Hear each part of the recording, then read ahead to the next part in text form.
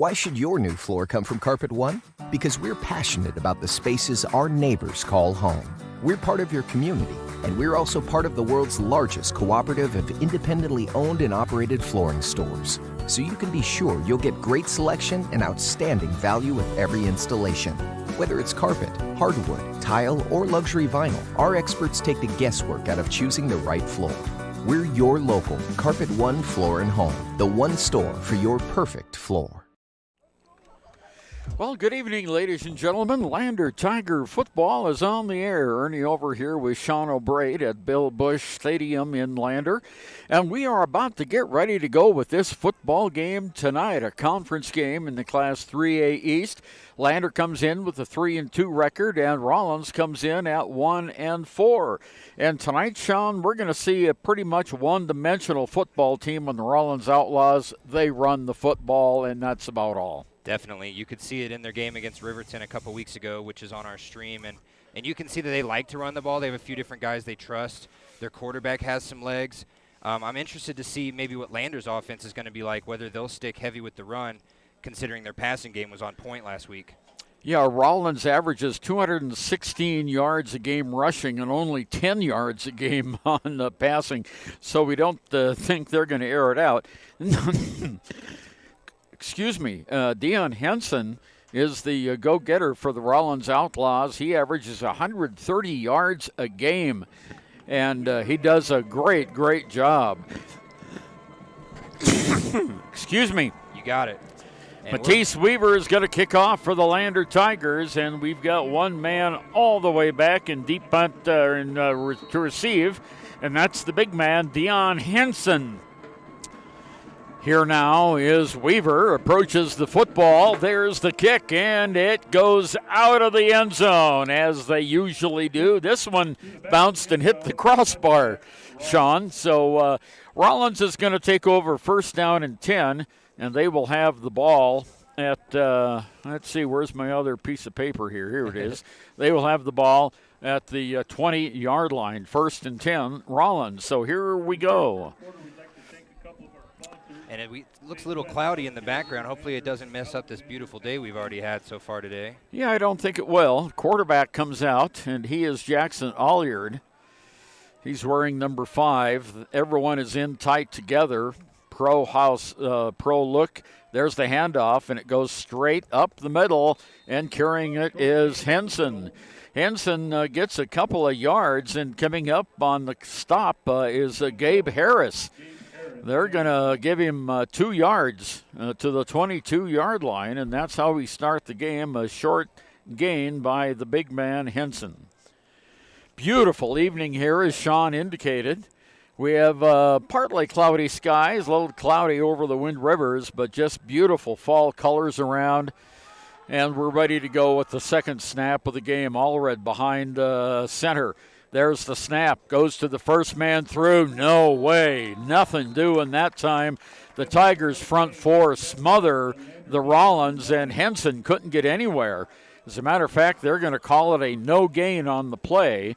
So Henson, 2 carries now, 2 yards. And here we go. A big third down play for both the defense and the offense. And Shawn, we're seeing a little bit about what the Tiger front four is all about. Definitely. They proved it the last couple plays in Riverton, what they're really about. They're big, and they like to get after the quarterback. But right now they're not going to have very many quarterbacks to get after. A lot more running backs. Everyone in tight. 3 running backs behind the quarterback, Alliard under center.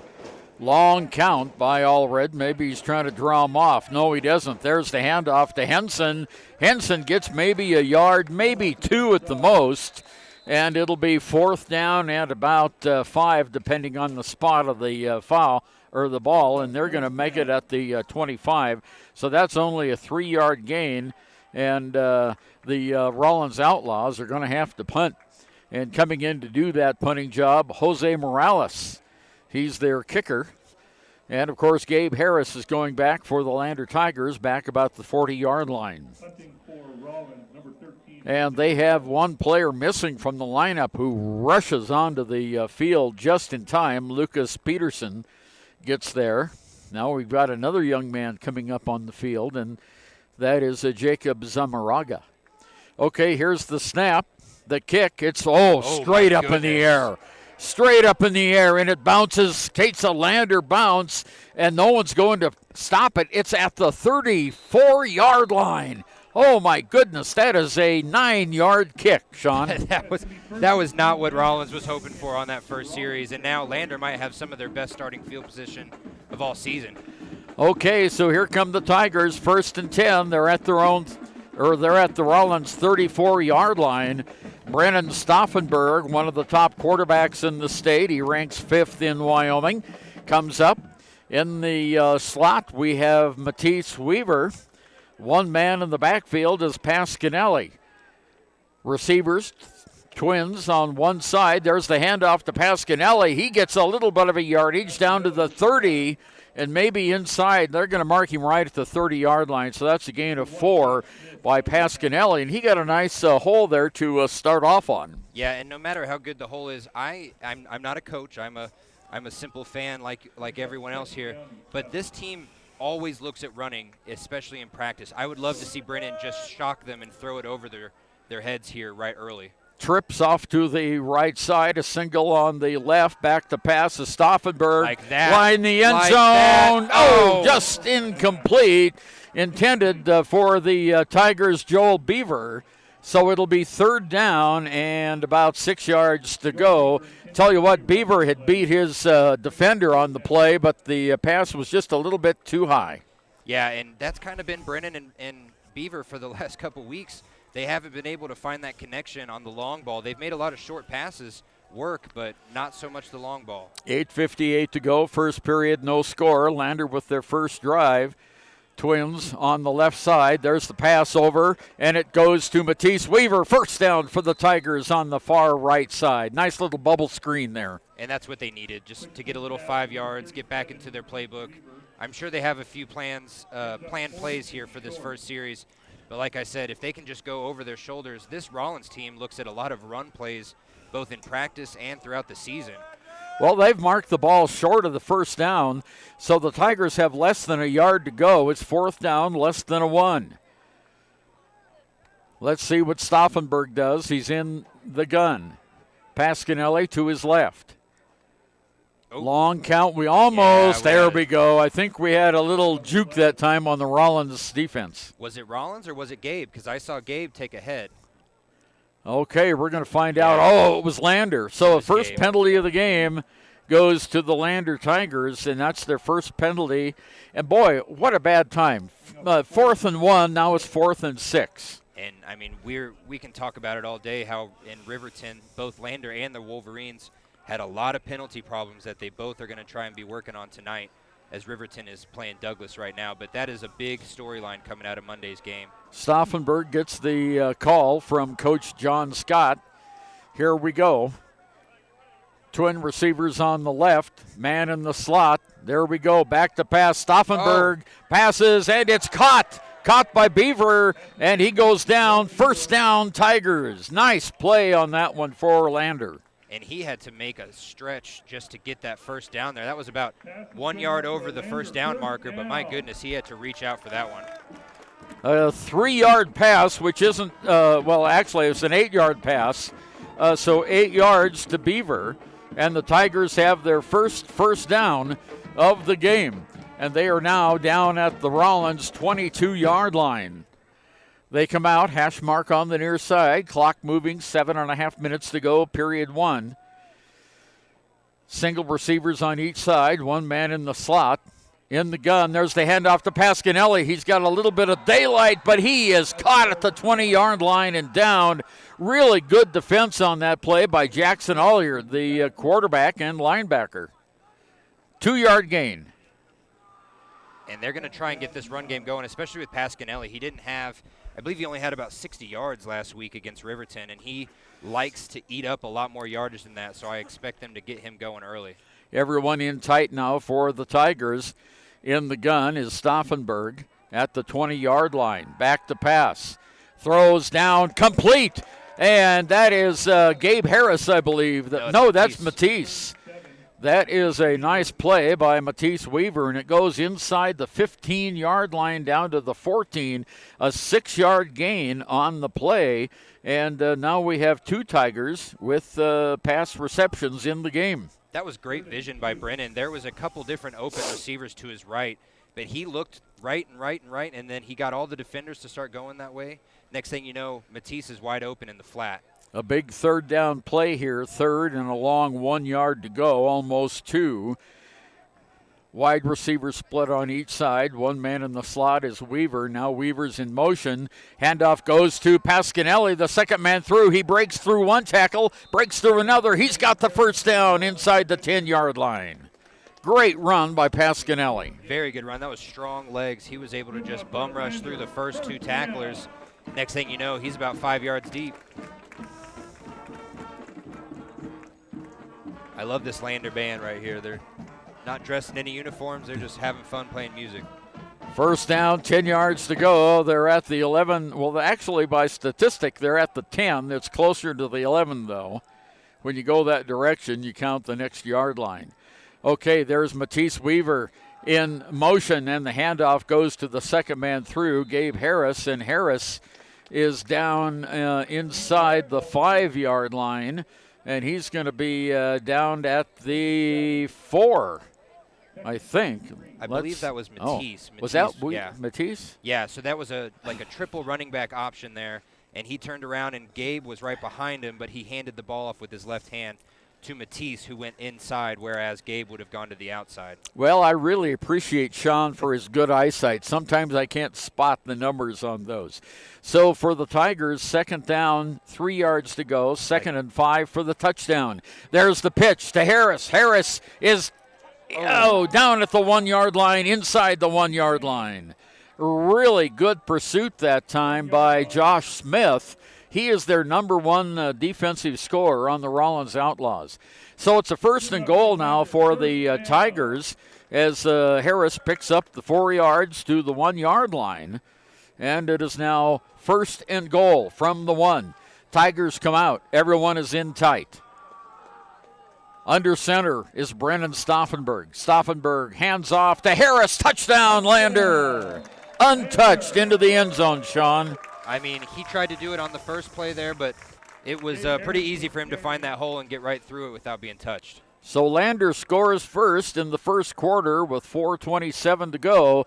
A 1 yard run by Gabe Harris. And tell you what, the C's opened for Harris. Now we'll have the try for the extra point. Matisse Weaver comes out. He's the number 1 kicker in the state of Wyoming. I'm not surprised. And the kick is up, and it is good. So Weaver gets the PAT, and the Tigers go out on top, 7-0. And because we got here a little late, we're going to go through our Sutherland starting lineup. Oh, that's right. You bet. During this break right here, and it was our fault. We had a little bit of technical difficulties before the game, but we were able to get ready right as kickoff was happening. So I know Ernie's got the lineups right here. He's going to give them to you for our Sutherland starting lineup. For the Lander Tigers on offense, left tackle is Osborne, left guard Hamilton, the center is Glick, the right guard is Phillips, and the right tackle is Dollard. In the backfield, we have Stauffenberg, the quarterback. The split end is Beaver. The flanker is Stevenson. The running backs, Pasquinelli, Weaver, and Harris. And for the defense as they go out, Phillips is the weekend. Downs is the tackle. Hamilton, the other tackle. The split end is Weaver. The linebackers, Pasquinelli, Glick, Harris, Velarde. The free safety is Stauffenberg. The corner is Moffitt and Stevenson. That's your Sutherland starting lineup. Sutherland's Fremont County's home improvement warehouse. Well, the Tigers take the lead on that first drive of theirs. A 10-play drive for the Tigers. Great way to start off the game. There's the kick by Weaver into the end zone, and it'll be a touchback. This one didn't go as far as the others. It bounced right at the goal line. That was very close to bouncing on the 1 yard line and staying on the 1 yard line, and Rawlins was just going to watch it. That would have been very interesting if that had bounced the right way. Well, it was interesting, Shawn. The Tigers took 10 plays to go 34 yards with that one penalty in there, and that's usually when you have a 10-play drive, it goes a little bit further than that. Definitely, especially when you're running the ball as well as they were. Okay, let's see what the Rawlins Outlaws have cooked up on the offensive side there. Everyone is in tight. 3 running backs in the backfield. Handoff goes to the second man through, and let's see if I can spot the number. Was that Henson? It was it was not Henson. The running the play that time for the Outlaws. What happened to my Rawlins? Oh, there it is. Was Dion Henson? Well, they've got him down as number 6 now. So Henson is number 6.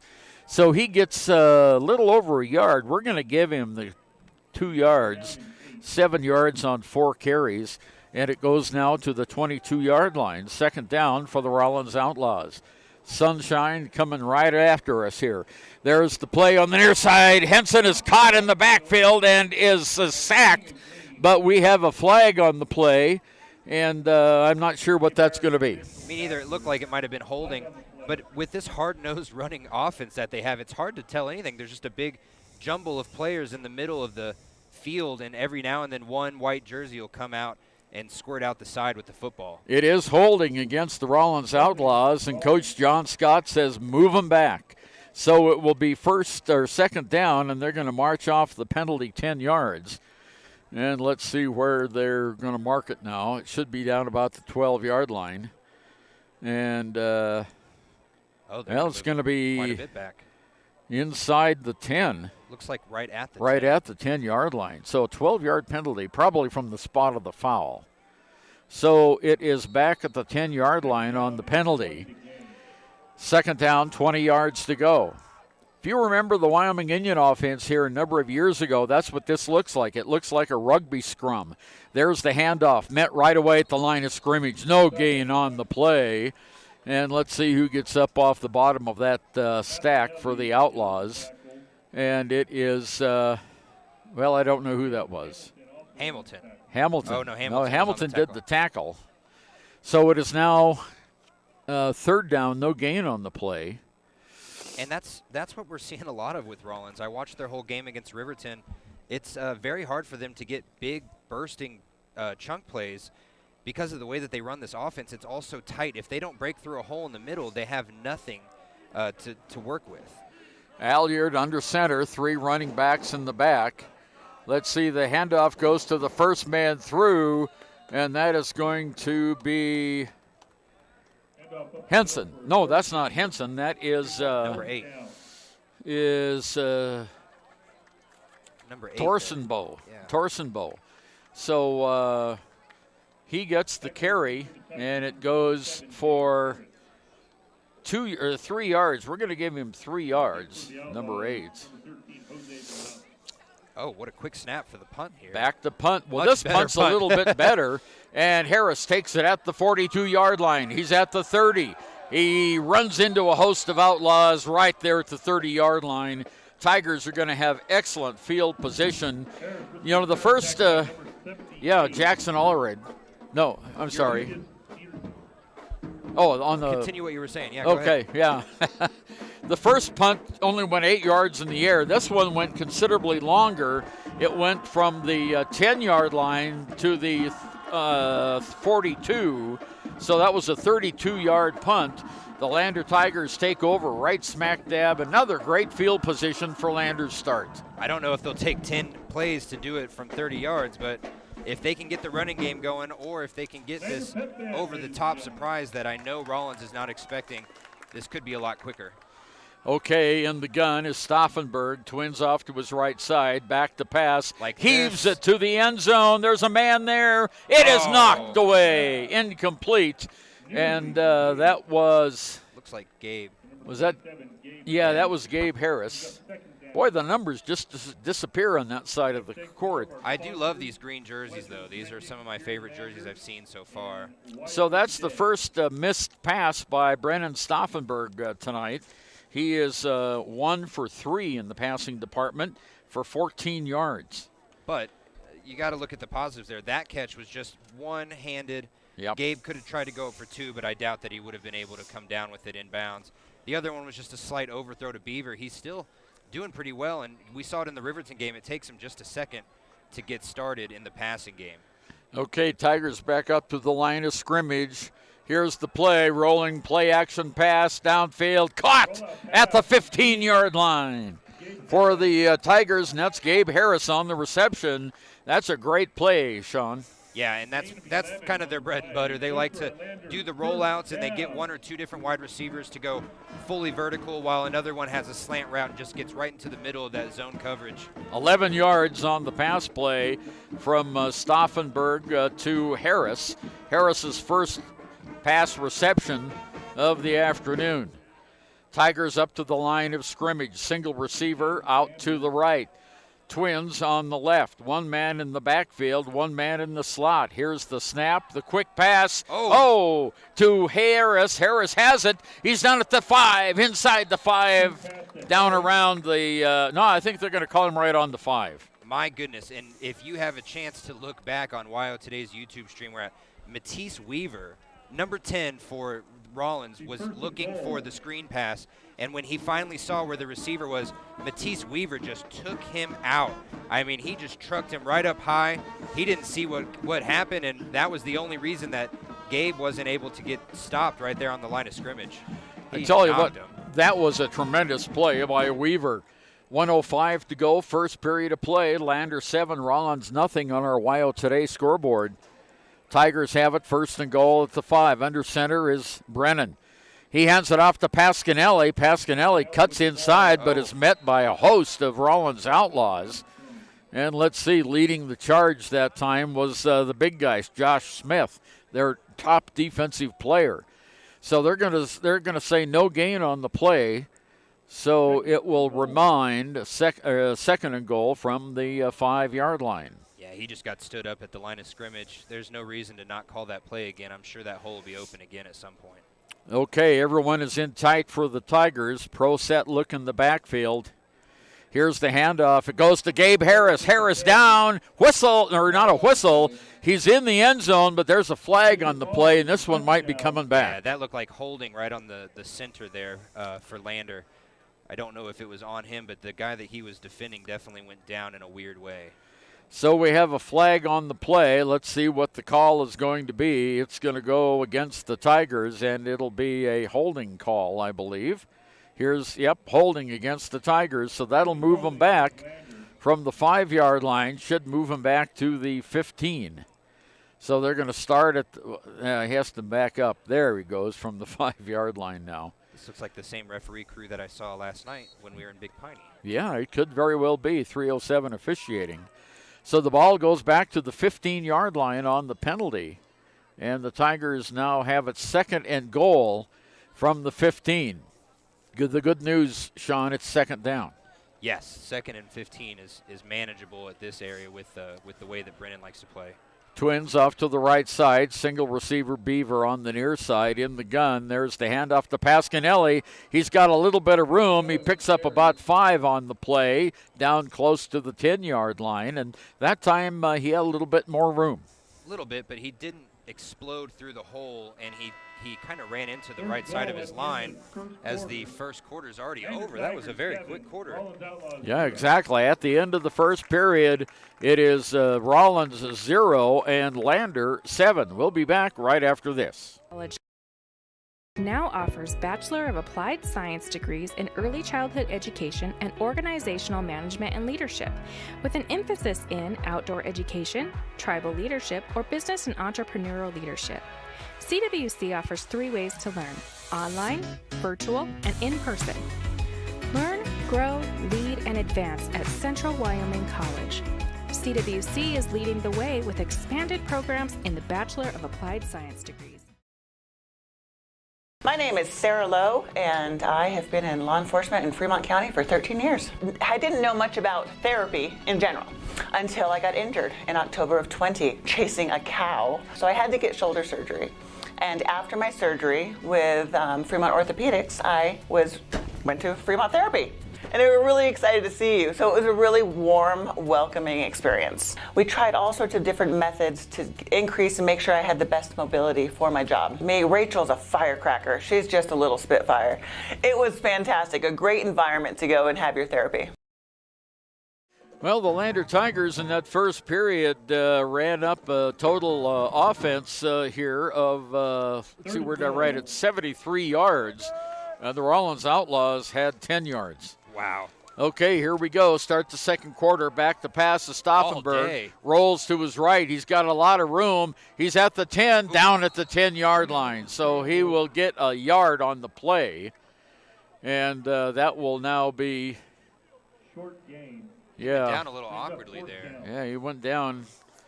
Let's see, where's my other? Okay, here's back to the 15, back to the 10 on the penalty. So it is going to be a field goal attempt by Matisse Weaver. He has one 39-yarder to his credit already. This is going to be a 27-yard field goal, 27-yard field goal attempt from the near hash. The kick is blocked. The kick is blocked. Pick it up and go. Really good, nice block that time by Sage Lawn. And they pick up the ball. With it is Andrew Montoya, and he returns it. So the PAT is blocked, or the field goal is blocked, and Rawlins turns it into some yardage. You know, with the way that Matisse likes to, or that the Lander team likes to kick, that ball had to hurt, and especially it's getting a little cold here. That had to hurt some hands. Rollins takes over 1st and 10 at the Roan 29-yard line. Let's see if that builds some momentum for their running game, because they're in the same exact formation every single time. Yeah, it's like a scrum almost. Everyone is in tight. Here's the handoff, and it goes to Henson. Henson powers his way for a yard. You know what it reminds me of, and I'm going to age myself here? Yep. It reminds me of when I'm watching those old black and white football games, and they didn't really pass at all. Yeah. They just used Jim Brown like a wrecking ball and ran him through the middle. That's right. Rollins is no Jim Brown, I will promise you that. Rollins is no Jim Brown, and we have a timeout now by Rollins. 10:53 to go first half. Lander 7, Rollins nothing. Back after this. Back when I was riding in rodeos, I always made sure I was locked in, good and tight. Now as a touring musician, crisscrossing the country, I still make sure I'm locked in, good and tight. Of course I do.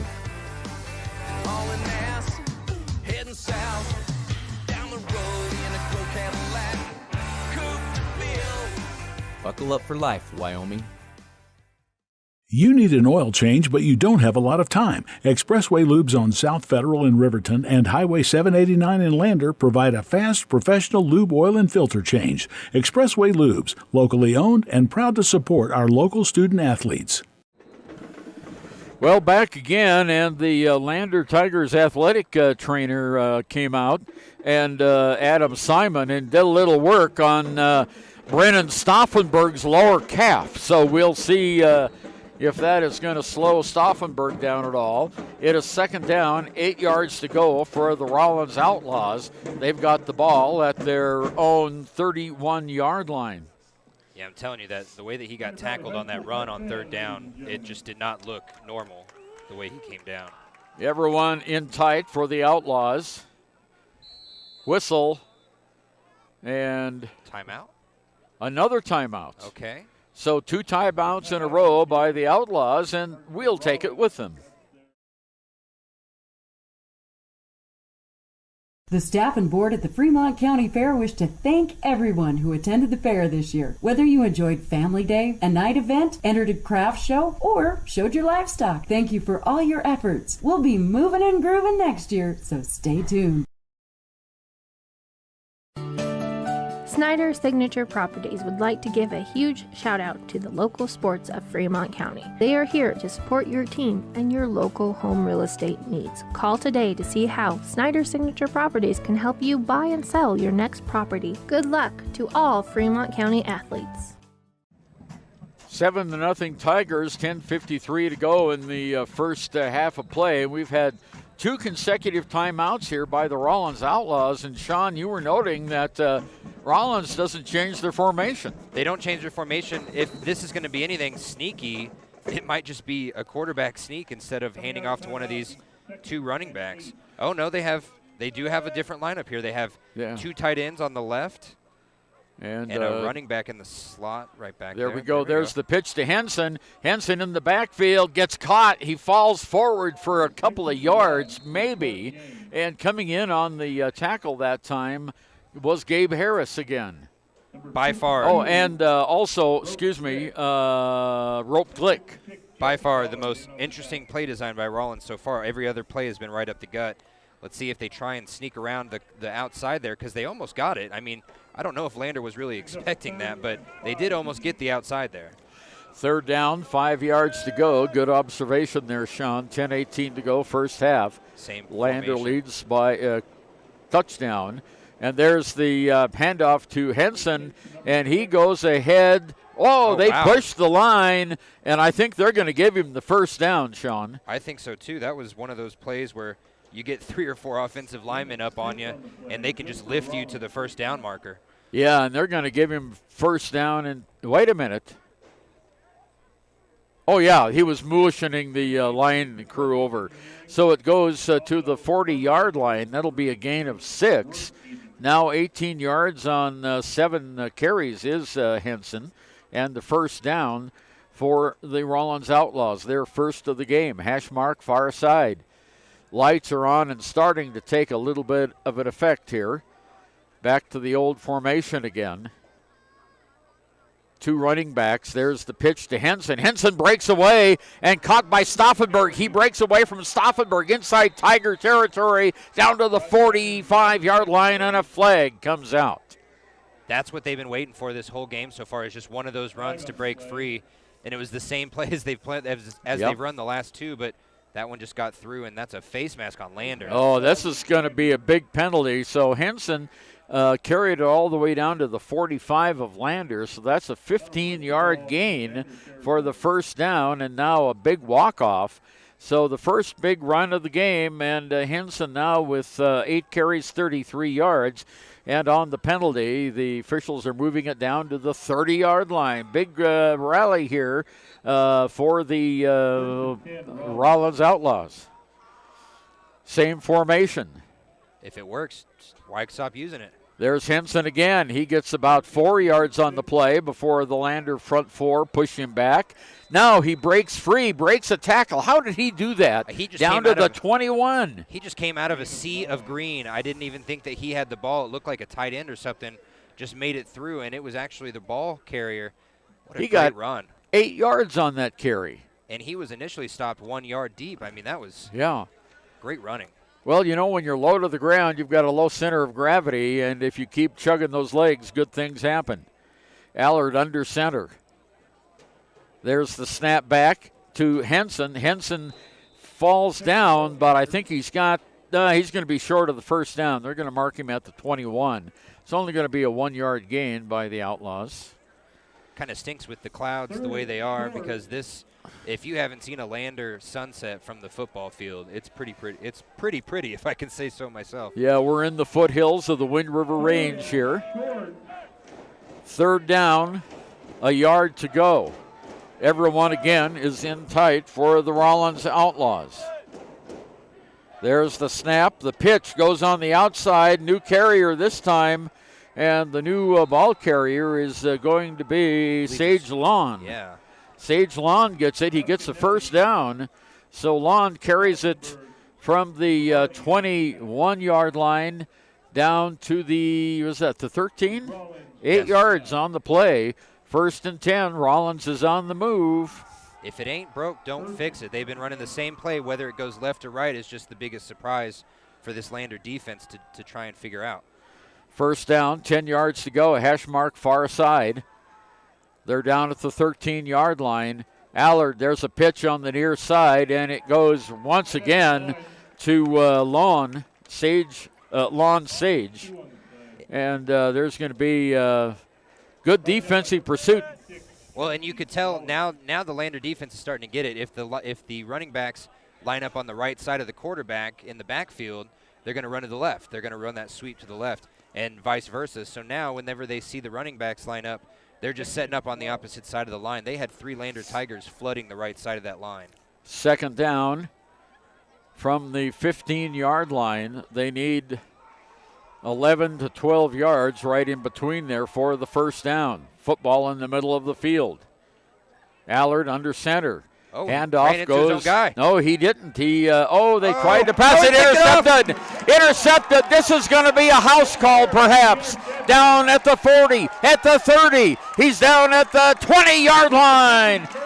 First and 10 for the Lander Tigers, and trying to pick the number out here. That was Gabe. Oh, that was Gabe Harris with the interception return. He just dove right in front of it, put his hands out, and now I guess maybe we see why Rawlins doesn't like to throw the ball very often. Yeah, this was their first pass, and it actually went from Jackson.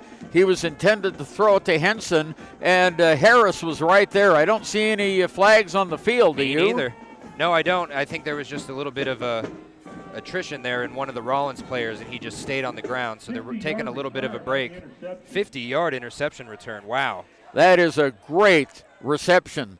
INT by Harris, 50 yards on the return. I don't think that was a designed pass by any means. He ran into the running back in the back and just decided to keep it and almost just ran a little out route there.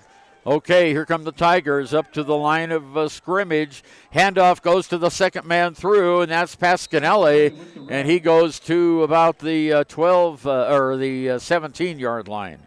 Gain of 4 on the play. I talked to Jack before the game started, Shawn, and he said, we're ready to go. We are ready to play. And after a 3-day break, I mean, you got to expect that maybe they cut some of their workouts this week, or maybe they had one day of they had less than a full week's worth of practice because they obviously played on Monday, and that is just one thing that's going to maybe make a difference here in the way that they call some plays. But right now, they're rocking and rolling.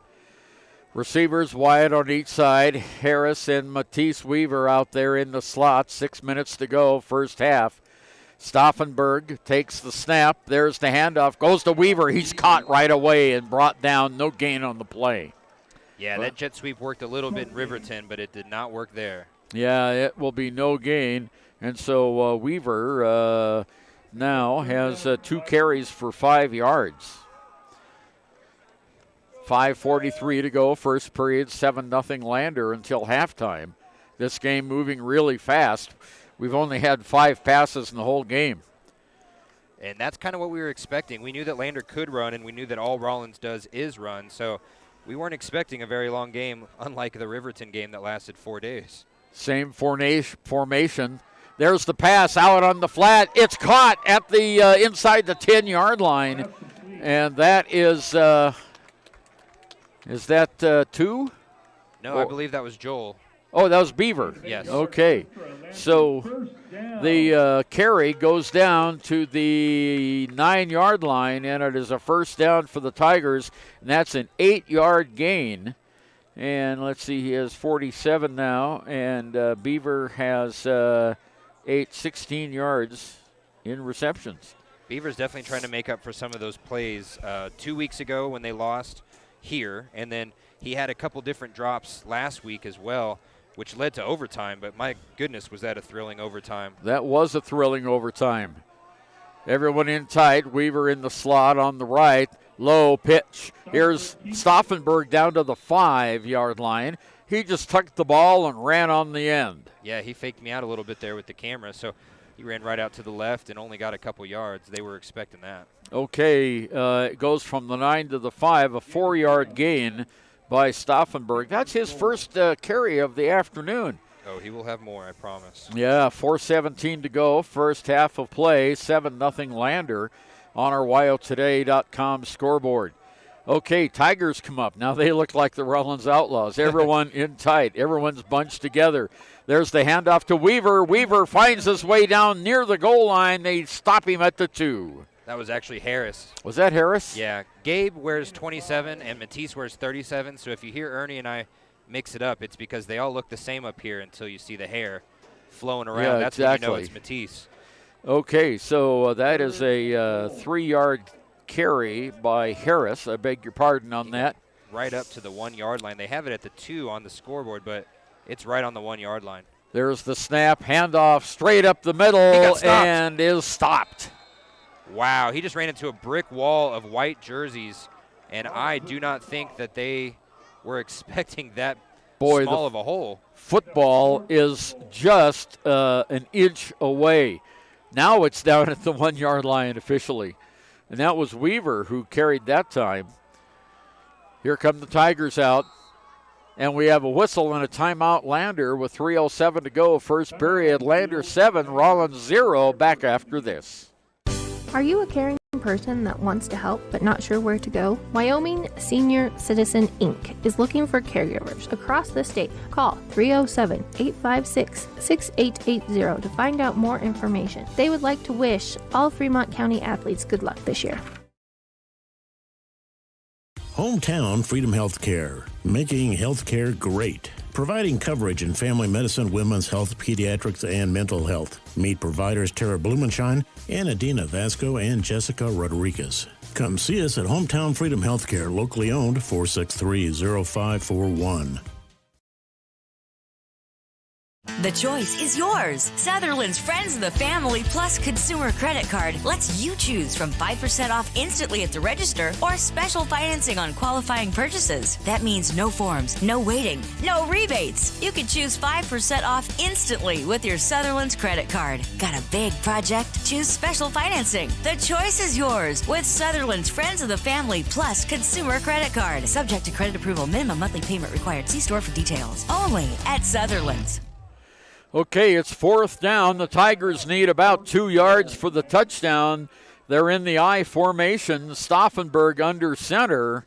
There's the snap, the handoff, a quick handoff, and did he make it? Touchdown, Tigers! Matisse Weaver again. Just doing whatever he wants at the line of scrimmage. 7 plays, and you said it wouldn't take him long to go 30 yards this time, and it didn't. No, it did not. Okay, so let's get this on the scoreboard here. Lander scores in the second period with 3:03 to go. We're going to try an extra point now. And it was Weaver, 1 yard rush. He's now attempting the point after. There's the kick. They don't block it this time, and it is good. So the score goes Lander 14 and Rawlins nothing. Back after this. Wyoglass wants to wish all the Lander Valley Tiger teams good luck this year. Wyoglass is locally owned and operated in Lander. They bleed green. Call or stop in today to get a quote on a window or get a quick fix on your window for a rock chip. Wyoglass is Lander. In any sport, athletes face the chance of sustaining an injury. According to the Athletic Training Association, 90% of student athletes reported some sort of sports-related injury. What's more, is 54% report playing while injured. For various reasons, sports-related injuries are increasingly leaving our youth at risk of exposure to opioid-based pain medication. Fremont WhenTheGameSlowsDown.com is here to help navigate monitoring medication, social support, and suggestions on what to do when the game slows down. Brought to you by Fremont County Prevention Program. Okay, you have some scores for us, Shawn? I do. We just got word Douglas is up 14-0 in Riverton right down the street. We definitely have one of the better games of the season happening right now. Cody, number 1, taking on number 2, Star Valley. And Cody just ran in a long run. It's 21-3 now in Cody, which is that's a little bit surprising. Star Valley's shown a lot of grit all season. And then, yeah, Thermopolis, they just did not do very well today. 51-19, I believe, was the final score. And there's another kick out of the end zone. Yeah, Lyman just did what they wanted to. Oh, it was 59-19 at half in Thermopolis, or in Lyman, I should say. Yeah, 59. When I tuned in and listened, they were up to 44 points already. And poor Thermopolis, I tell you what, that Lyman team at home can be really, really tough. Okay, 3:03 to go until the first half is over here. Lander with a 2-touchdown lead. Rawlins comes up, Allard under center. And he's got 2 running backs now, 1 man on the outside. Here's the handoff, and it goes to Henson. Henson finds a little bit of room, a little more room. First down carry to the 31-yard line. And, I mean, if if they're going to keep running this exact kind of scheme play with the 2 running backs to the left and the tight end possibly getting the ball, Lander needs to do something at the line of scrimmage. They can't just wait for him to hit the secondary and the second defenders there. 52 yards on 11 carries so far by Henson. He gets the ball again, cuts up the middle of the field, stopped. Oh, he's not going to get much this time. Fumble on the play, and I think Rawlins has recovered. Boy, there was a host of Tigers there. One of the Tigers was Gavin Romer, and Gabe Harris was there, and it's a loss on the play, and it goes back to the, where are we, at the 28-yard line. Yeah, loss of 4 there. Yeah. So, loss of 4. Rawlins up to the line. There's the pitch again to Henson. No, sir, he's stopped. Just past the line of scrimmage. Maybe a yard on the play, maybe 2, depends on the spot. And it'll be 4th down and about 10 to go. Well, I think it'll be 3rd down. It'll be 3rd and 11. I'm sorry, 3rd and 11. On the first penalty. Here's my thing. If they're going to continue to run this, I know that they're not going to pass. Maybe pump fake it and then run the ball. Or fake a run and then pump fake and then run the ball as the quarterback. But right now, Lander is just smelling out this offense real easily. 3rd and 11 from the 30-yard line. Long count by Henson. And timeout. That's the last timeout of the half by Rawlins. That's kind of surprising. We'll be back right after this.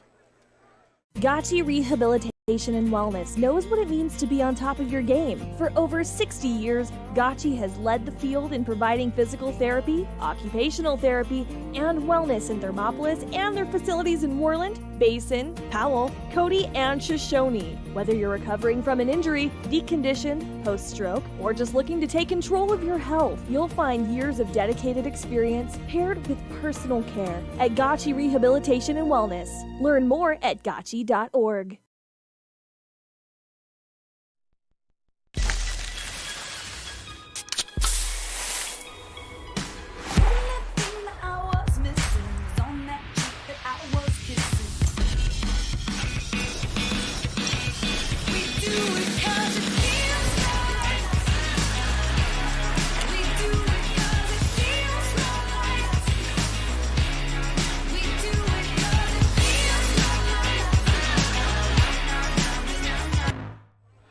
Third down, 11 yards to go. Big play, and Rawlins now out of timeouts. Alliard under center, flips it to Henson. Henson the same direction, and he gets a few more yards this time, Shawn. They stop him at about the 37-yard line, and it'll be 4th down and about 4. And now Lander's going to take a timeout. But what I'm wondering is Rawlins took those 2 consecutive timeouts to call the same play, and then they just called that timeout to call the same play. There's just no surprise. There's no urgency with this team that's down 14-0 with a minute and a half left to go in the first half. And of course, John Scott wanted the timeout, so the Tigers would have some time to work with after this 4th down play, assuming, of course, that they can stop the Rawlins Outlaws. 4th down, they need about 4 yards. The line to gain is the 41-yard line, and the football is down at the 37. But no surprises in this one, Shawn. Rawlins running like we knew they would. Not yet. Yeah, definitely no surprises from Rawlins. A little bit of some surprises from Lander. I liked how they tried to go over the top of him early. I'm sure they could, if they get the ball back with just over a minute left, which they could because they still have 1 timeout. If they get the ball back with some good field positioning, I wouldn't be surprised to see them throw it long. John Rounds, the defensive coordinator for the Tigers, is out there talking also with Seth Conine, the defensive line. Wasn't Coach Rounds the former head coach here? Yes, he is. Okay, Allred under center, 4th down. They need 4 yards to go. Guess who gets it? Henson, and he stopped short of the line by 2 yards. Well, they did the same exact play again, Shawn, and this time Lander had penetration, and let's see who got in there. That was Matisse Weaver on the tackle. Same exact play, same exact direction. It's kind of mind-boggling that they're continuing to do this. But, they've had some success. They do have a good running front line that likes to protect the run. And if they can get that successful front line to work every now and then, they can break one free for a big gain. Well, they didn't make it on 4th down, so the Tigers take over, and This is their worst field position of the game at the Rawlins 40-yard line. Yeah. How lucky can you be to be able to say that? Trips on the right side, single receiver on the left, Pasquinelli to Stauffenberg's right in the backfield. Play action pass. Here's Stauffenberg, throws it downfield, caught by Gabe Harris. It'll be a first down. No, they're going to mark it short. It's going to be a 9-yard gain to the 31-yard line. And he smartly stepped out of bounds there. Stop the clock. Yeah, that was a smart play. Gabe is a smart player. We talked to him after the game last week, and he has a lot of football knowledge. He's played a lot of sports, but he says football is his favorite. You can see he likes to stick with what he's good at. That's right. He comes back in the game again. He split out wide on the left side, one man in the slot. Here's the snap, back to pass, fakes it. Pass underneath to Pasquinelli at the 30. First down for the Tigers, down to the 25, down to the 23-yard line. And now Lander calls timeout. And you see, even if Rawlins did something like that, just a pump fake and then throw it into the screen, that's something that they could easily work with, and they would shock the Tigers' defense if they were to do something like that after this first half. Okay, so the carry is down to the 27-yard line. Nice gain on the play, and that was the first catch by Pasquinelli. Here come the Tigers. 58 seconds to go. Stauffenberg down court to Gabe Harris, out of bounds at the 10-yard line. First and 10, Lander. And less than a minute left, and they're going to try and, he did a good job of stepping out of bounds there, but you know they would love to just walk into this end zone with just a little bit of time left. They don't even want to give Rawlins the ball back and get their defense a little bit more tired before half. They would love to get into the end zone right as the clock hit 0-0 here. Harris already with 44 yards of pass reception, and it is now 73 yards in passing by Stauffenberg. 51 seconds to go here. Hash mark far side, first half of play on our YO Today scoreboard. It's got wide receivers wide on each side, one man in the slot. Pump fake. Now rolling to his right. Throw in the end zone is overthrown. He threw that one away. Smartly threw it away. 58 for Rawlins was coming down on him real hard, and he would have tackled him for sure. That was Jaden Martinez on the big rush. So it's second down and 10. That was only the third pass incompletion in 11 tries. Stauffenberg is 8 for 11 with 73 yards. Well, they're doing what he likes. He likes to roll out on bootlegs, and he likes to throw on the run, especially liking to throw on the run to the left, which is crazy to think of because he's right-handed. But he is very accurate running to the left and throwing with his right. Coach John Scott sends the play in, 43 seconds to go. Second down, 10 yards. In the gun, Pasquinelli to his left, back to pass, stops, steps up in the pocket. Now he turns off to run, throws, and it's way, way short. He could have run that time, I thought, and picked up quite a few yardage, but decided not to, and it's incomplete. I think, was that Stevenson who was, that was Evan Stevenson who was out in the flat there looking for the pass. Yes, and he was double covered. He had a little bit of light coverage behind him, but there was no way that Stauffenberg could have gotten that ball right in the breadbasket or right over his head without risking an interception there. So safe than sorry, but I was with you. I believed he could have definitely ran it for at least a couple yards. 38 seconds to go in the first half. Lander 14, Rawlins nothing on our WyoToday.com scoreboard, and Lander is going to call timeout. So we'll take a timeout as well and be right back. Wyoming Community Bank is ready to serve you. Stop in at any one of their branches located in Riverton, Lander, and DuBois. A bank that is owned and operated by the locals of Fremont County. Wyoming Community Bank. They're here to help you. It's Physical Therapy Month. It's Physical Therapy Month. It's Physical Therapy Month. It's Physical Therapy Month. It's Physical Therapy Month. It's Physical Therapy Month. October is National Physical Therapy Month, and here at Teton Therapy, we are celebrating all month long. In our Lander and Riverton clinics, we're hosting special events, celebrations, and great giveaways for our patients, past, present, and future. Check us out at Teton Therapy PC on Facebook for more details. Whatever. I like April better. 38 seconds to go here in the first half. Lander has it 3rd down and 10 yards to go from the 12-yard line. And the Tigers just called a timeout. Rawlins back on the field defensively, and the Tigers come out now.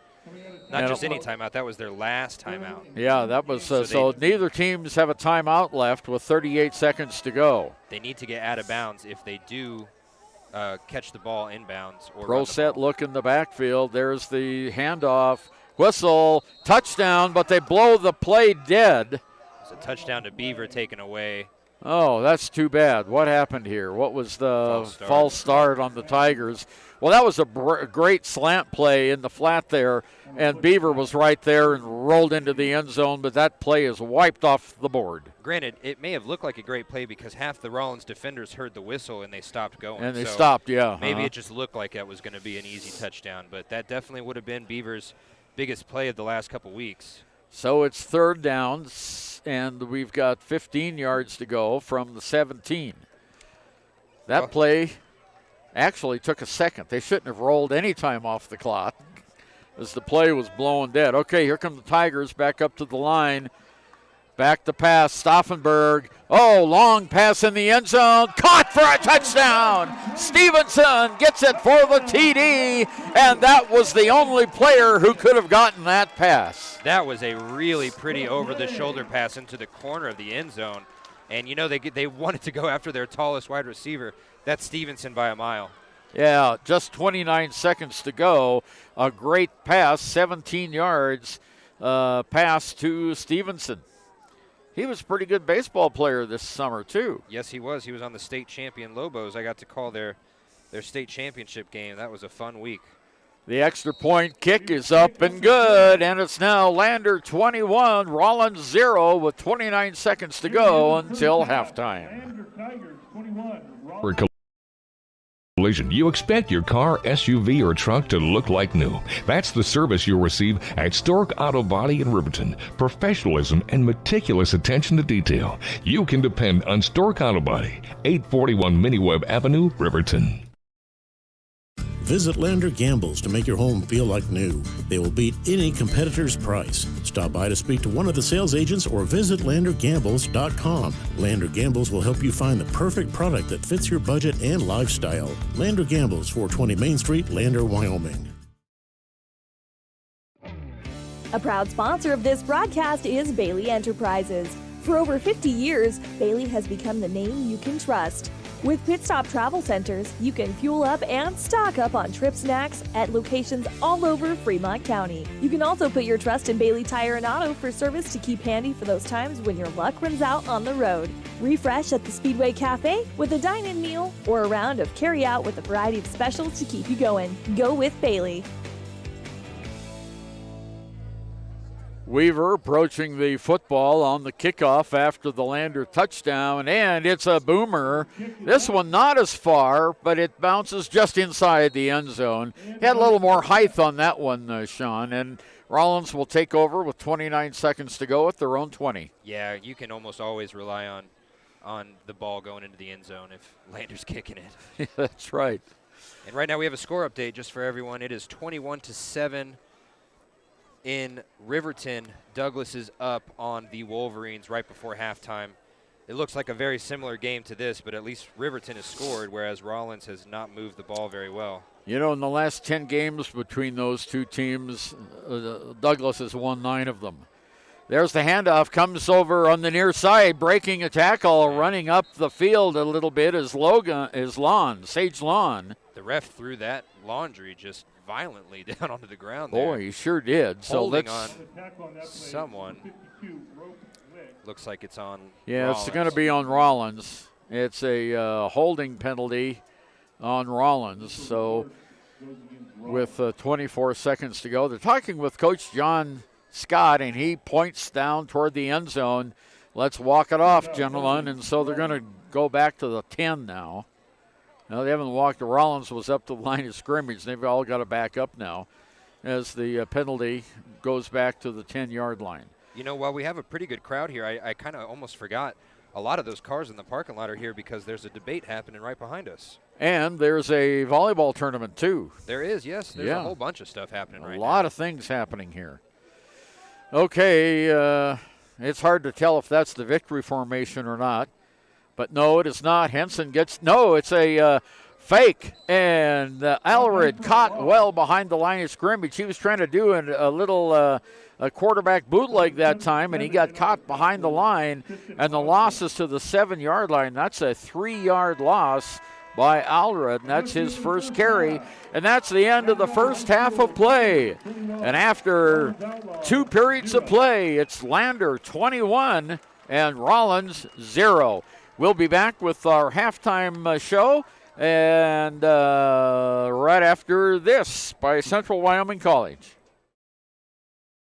High Plains Power is a Touchstone Energy cooperative. What does that mean for you as a Rural Electric Association member? It all comes down to 7 principles: open membership, one voice, one vote, member benefits, independence, education, cooperation, and community. To understand how it all works, we're headed back in time. In 1879, electricity was in major cities, but rural areas were out of luck. In 1935, President FDR made it possible for companies to build power lines to unserved areas. By the time we hit 1941, some 400 electric co-ops had been organized to serve rural America, just like High Plains Power. For more information, visit highplainspower.org. If your vehicle needs repair, you can depend on the crew at Extra Care Auto Repair. They can repair almost anything with wheels, gas, diesel, domestic, or import, and their work is top quality and reliable. Extra Care Auto Repair on North Federal in Riverton.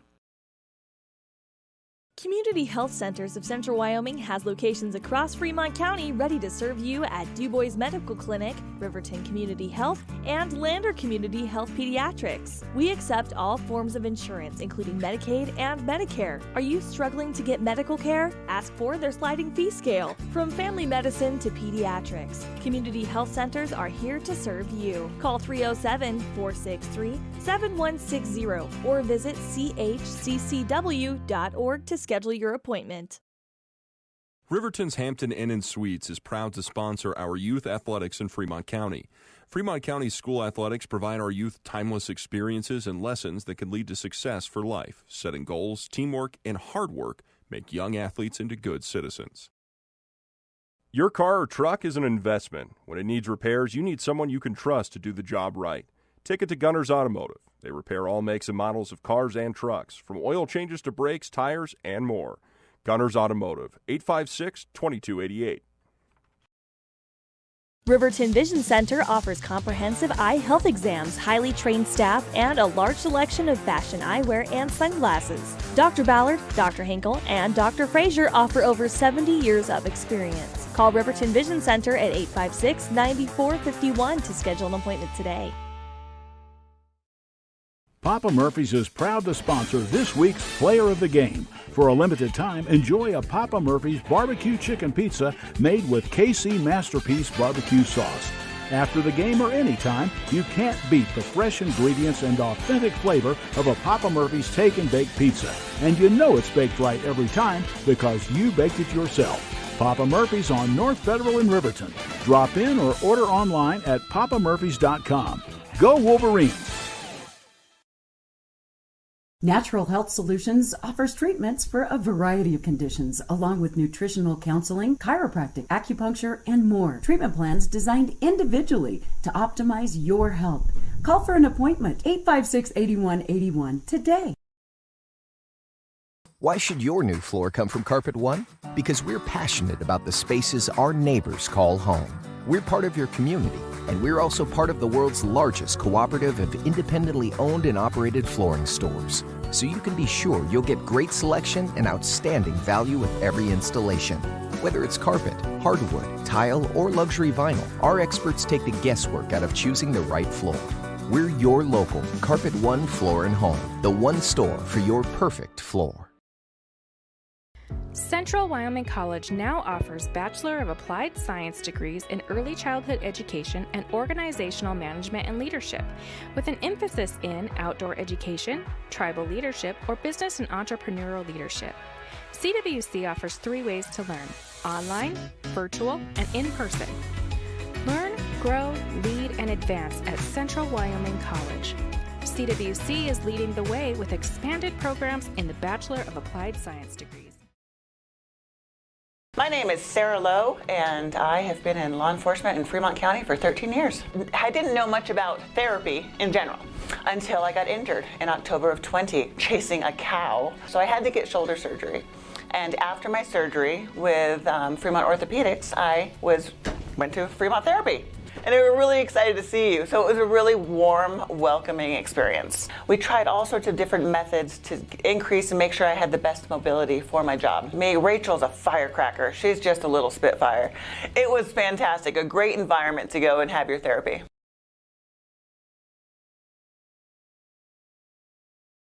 Back when I was riding in rodeos, I always made sure I was locked in, good and tight. Now as a touring musician, crisscrossing the country, I still make sure I'm locked in, good and tight. Of course I do. Hauling ass, heading south, down the road in a gray Cadillac, coupe bill. Buckle up for life, Wyoming.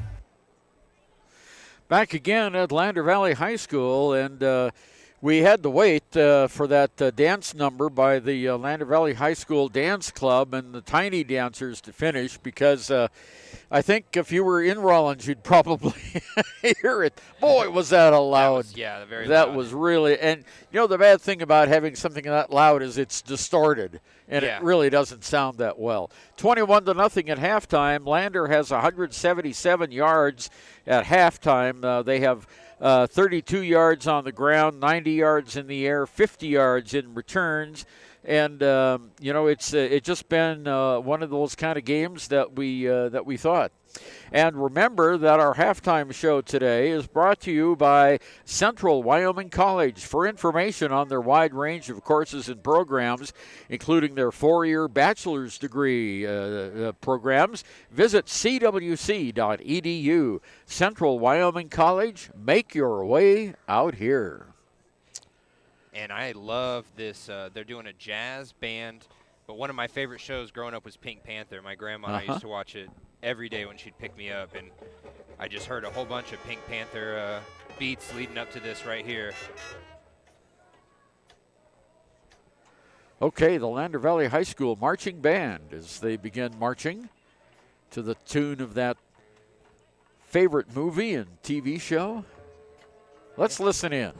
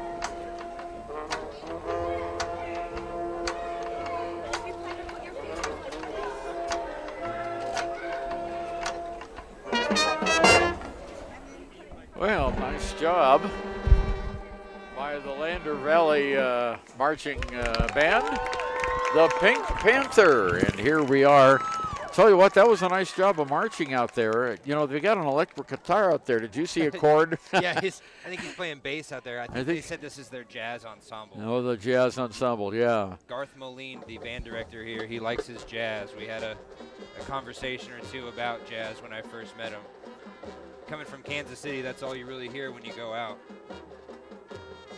Well, the Tiger Band is taking another number. Now, this one just a little bit louder than the Pink Panther was. Boy, I just got some updates on the Riverton game, and Douglas is not slowing down. It is 35-7 Douglas. Wow. They are just not stopping at all. Well, you know, the Douglas Bearcats have been one of the top teams in Class 3A for a long, long time, and they've won 9 of the last 10 games against Riverton. The last Riverton win, I think, was back in 2019, and other than that, it's been all Douglas. Lander has had a similar record against Douglas, too. The Bearcats have been really, really powerful. We'll be back with more of our Central Wyoming College halftime show right after this.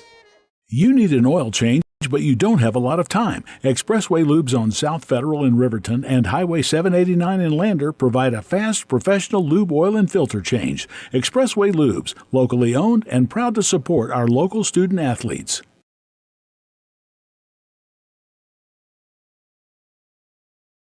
The staff and board at the Fremont County Fair wish to thank everyone who attended the fair this year. Whether you enjoyed Family Day, a night event, entered a craft show, or showed your livestock, thank you for all your efforts. We'll be moving and grooving next year, so stay tuned.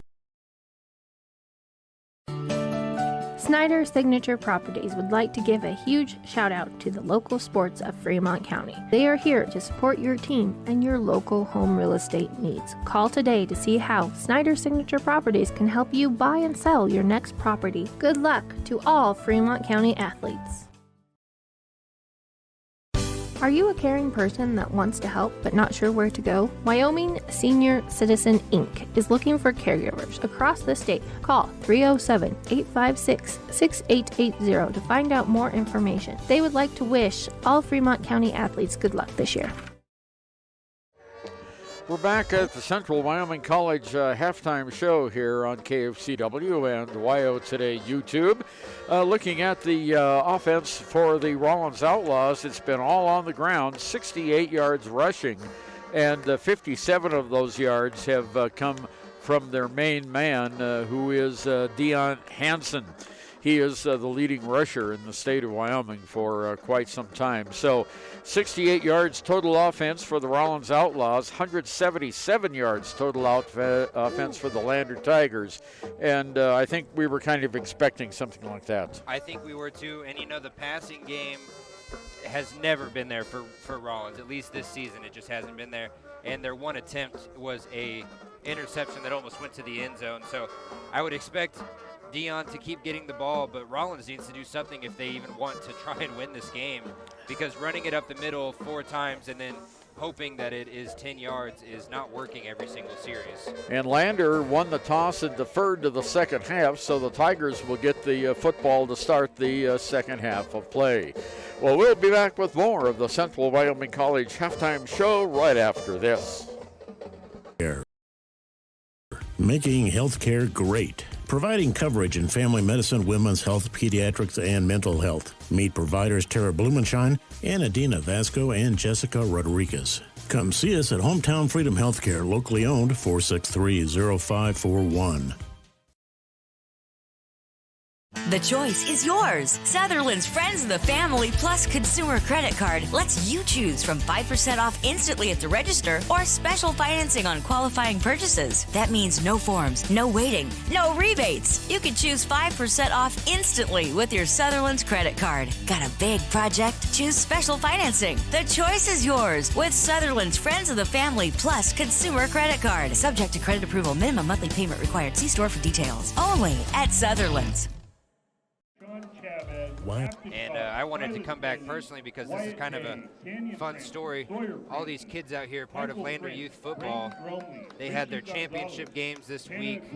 Lander Green just destroyed Riverton. I believe it was 41-0. But their middle school third and fourth grade games last night as well, the championships. The Archambault team won. And there's quite a few names there that you might recognize as being family members of some of these Lander Tigers that are playing football against Rawlins today. There's the Velardis, and there's a few different teams of players down there that will probably be future Lander Tigers. Well, I'm sure they will be. You know, that's the nice thing about having a junior football league program in your community, like we've seen over in Riverton for a number of years. It gets the kids ready for junior high and high school football. And there they go, getting the applause from the team. From the stands here. And as you mentioned, Shawn, just a little bit ago, we've got a nice crowd on hand here for this football game. We're about 3/4 full on the first 4 sections of the bleachers here, and the other 2 sections are full of students. And you mentioned something earlier that I really liked as a color man. You said, hey, tonight must be jersey night here at the football game. All the high school kids dressed up in a variety of sports jerseys. Yeah, I'm trying to get a camera on a few of them, but it's not just Lander jerseys. I see some Sidney Crosby hockey jerseys. I think I see a Jamar Chase Cincinnati jersey. I've seen a couple Bills jerseys here, as everyone here seems to be huge Josh Allen fans. But yeah, it's jersey night here, and there is quite a few different varieties and a few different sports leagues all making their debut here. Well, the Tigers have been out and warming up, and now the Rawlins Outlaws have been out and warming up for a minute. And Lander will get the kickoff from Rawlins as we start the second half of play, which has gone really quickly here today, Shawn. Of course, that's not surprising at all. We've only played 70 minutes, and it's just past 7 o'clock. And with the running football team, the clock just continues to roll. Definitely. That's kind of a benefit here. You and I might get to bed a little earlier than usual. But, you know, the only team that can really change that up is Lander. If Brennan Stauffenberg, who's warming up his arm right now, if he wants to pass, he has all the ability in the world to take this Rawlins defense and just turn him into putty in his hand, because right now they are only worried about the run because, like I said earlier, all they do in practice probably is just try and get Henson to the ground on the running plays, so they don't play passing defense very often. No, they certainly don't. And the one time Rawlins tried to pass, Gabe Harris, 50-yard pass interception return down inside the 10. He could have gone to the end zone if he had tried to juke a little bit earlier, but he did a great job. And, you know, that's 2 things that probably should have ended in the end zone in the last 4 days, because he had the punt return, or was it a kickoff return? It might have been a kickoff return for a touchdown that was brought back on a blocking the back call. And he is, against Riverton, yeah. I know he is itching to try and get back in that end zone on something special like a pick 6 or a kickoff return. He's got the speed to do it. Tigers in their Kelly green uniforms with black numbers trimmed in white. They have black helmets with the bright green LT emblazoned on the side. The Rawlins Outlaws look a lot like the Atlanta Falcons. They've got white jerseys with red numbers trimmed in black. They have black helmets, and they do not have an insignia on the side of their helmets. Instead, they have stickers for good play and the number of their jersey on their helmet. So a different pro look like. Definitely an old school look, and there's still some teams in college that do that. I don't mind it. I like it. I know Alabama football does that a lot. Right, yeah. But I love these logos. And, you know, Lander can have a couple different logos if they wanted to on the side. But the fact they stick with that big LT is kind of it gives you that old school football feel. Yeah, before John Scott came and was the coach, they had the Cincinnati Bengals kind of tiger stripes in green and black and white on their helmets here. Well, we're just about ready to go, about 1 more minute away. We're going to take 1 more break and be back with the second half. Lander leading Rawlins 21-0. Lander Valley Tiger teams, good luck this year. Wyoglass is locally owned and operated in Lander. They bleed green. Call or stop in today to get a quote on a window or get a quick fix on your window for a rock chip. Wyoglass is Lander. In any sport, athletes face the chance of sustaining an injury. According to the Athletic Training Association, 90% of student athletes reported some sort of sports-related injury. What's more is 54% report playing while injured.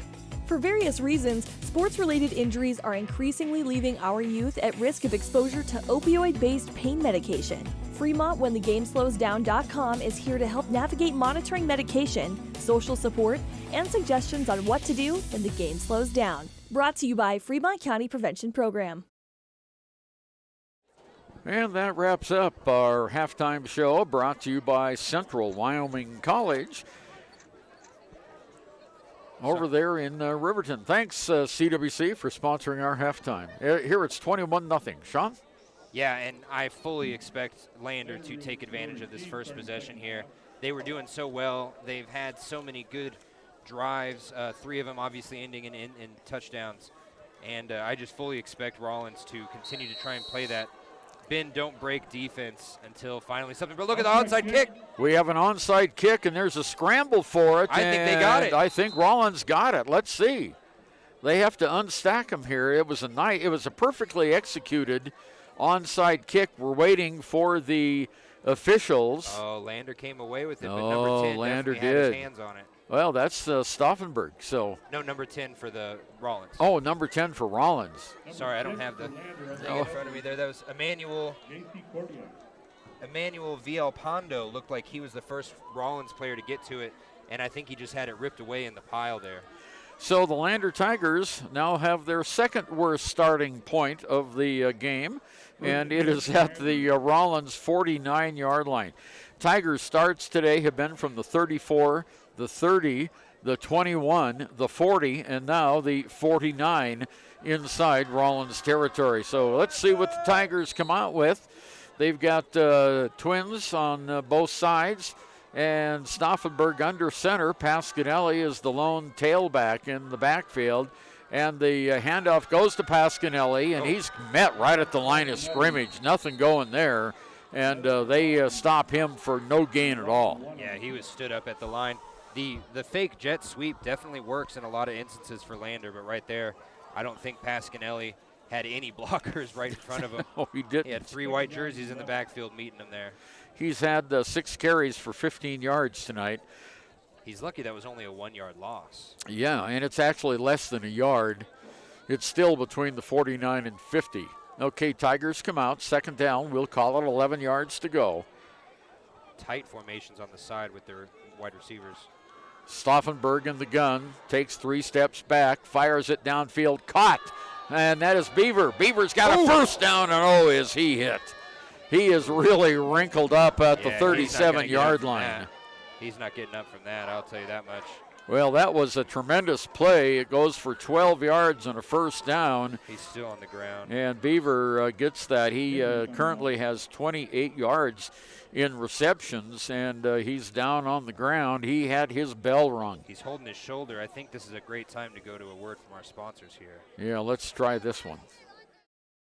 Gotchi Rehabilitation and Wellness knows what it means to be on top of your game. For over 60 years, Gotchi has led the field in providing physical therapy, occupational therapy, and wellness in Thermopolis and their facilities in Moreland, Basin, Powell, Cody, and Shoshone. Whether you're recovering from an injury, deconditioned, post-stroke, or just looking to take control of your health, you'll find years of dedicated experience paired with personal care at Gotchi Rehabilitation and Wellness. Learn more at gotchi.org. Okay, Beaver's walking back to the sideline, and we're just speculating up here. He might have had a shoulder stinger, and maybe the breath knocked out of him for a second. I would have, too, if I took that hit. I'm bigger than Joel Beaver. Yeah, but it's a first down at the Rawlins 37-yard line for the Tigers on a great catch by Beaver. Okay, coming into the lineup now for the Tigers with the play is Hunter Velarde. And he's a tall boy. He can definitely get up there like Stevenson and get those 50-50 balls. So far what I've seen from Lander, they like to go his way when Gabe and Matisse are covered. 11 minutes to go in the third period. Lander up 21-0. Tigers up to the line of scrimmage. Everyone's out of the end zone. Here's Pasquinelli again.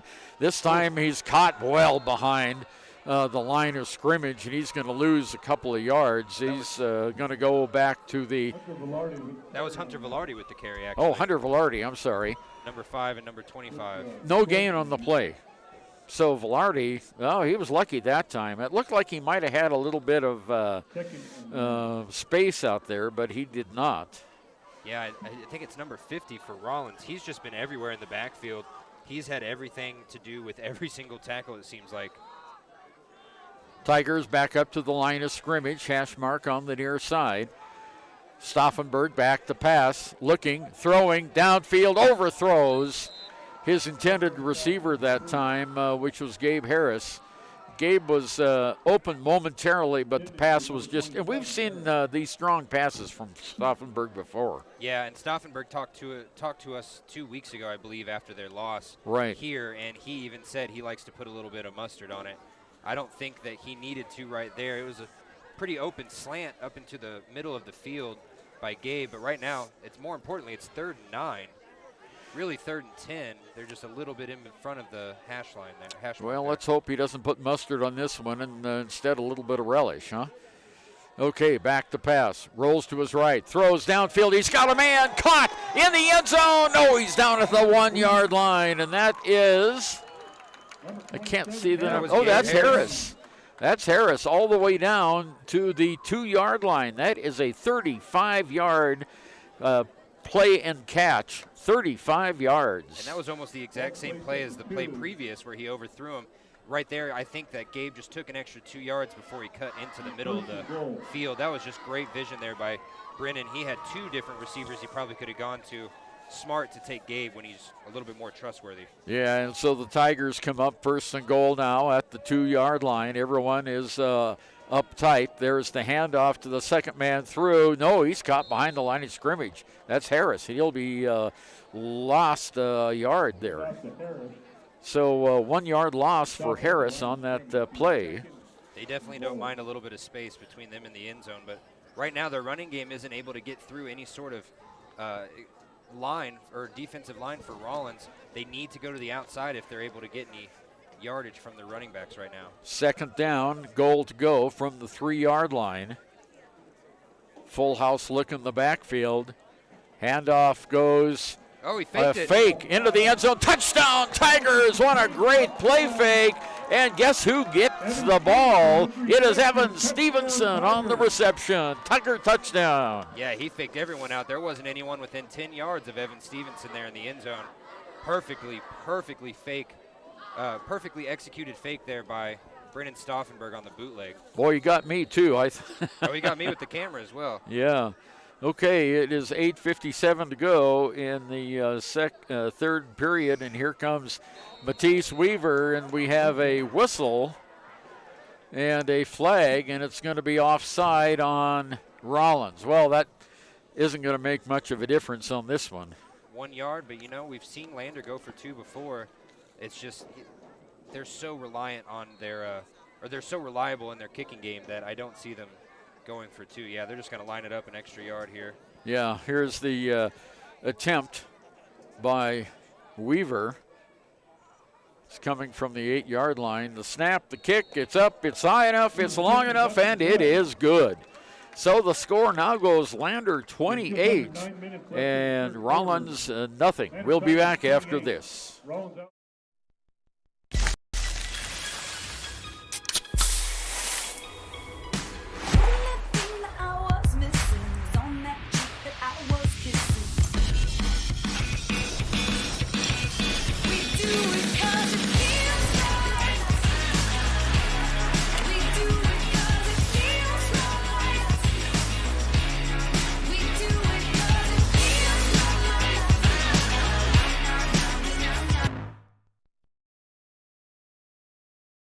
Wyoming Community Bank is ready to serve you. Stop in at any one of their branches located in Riverton, Lander, and DuBois.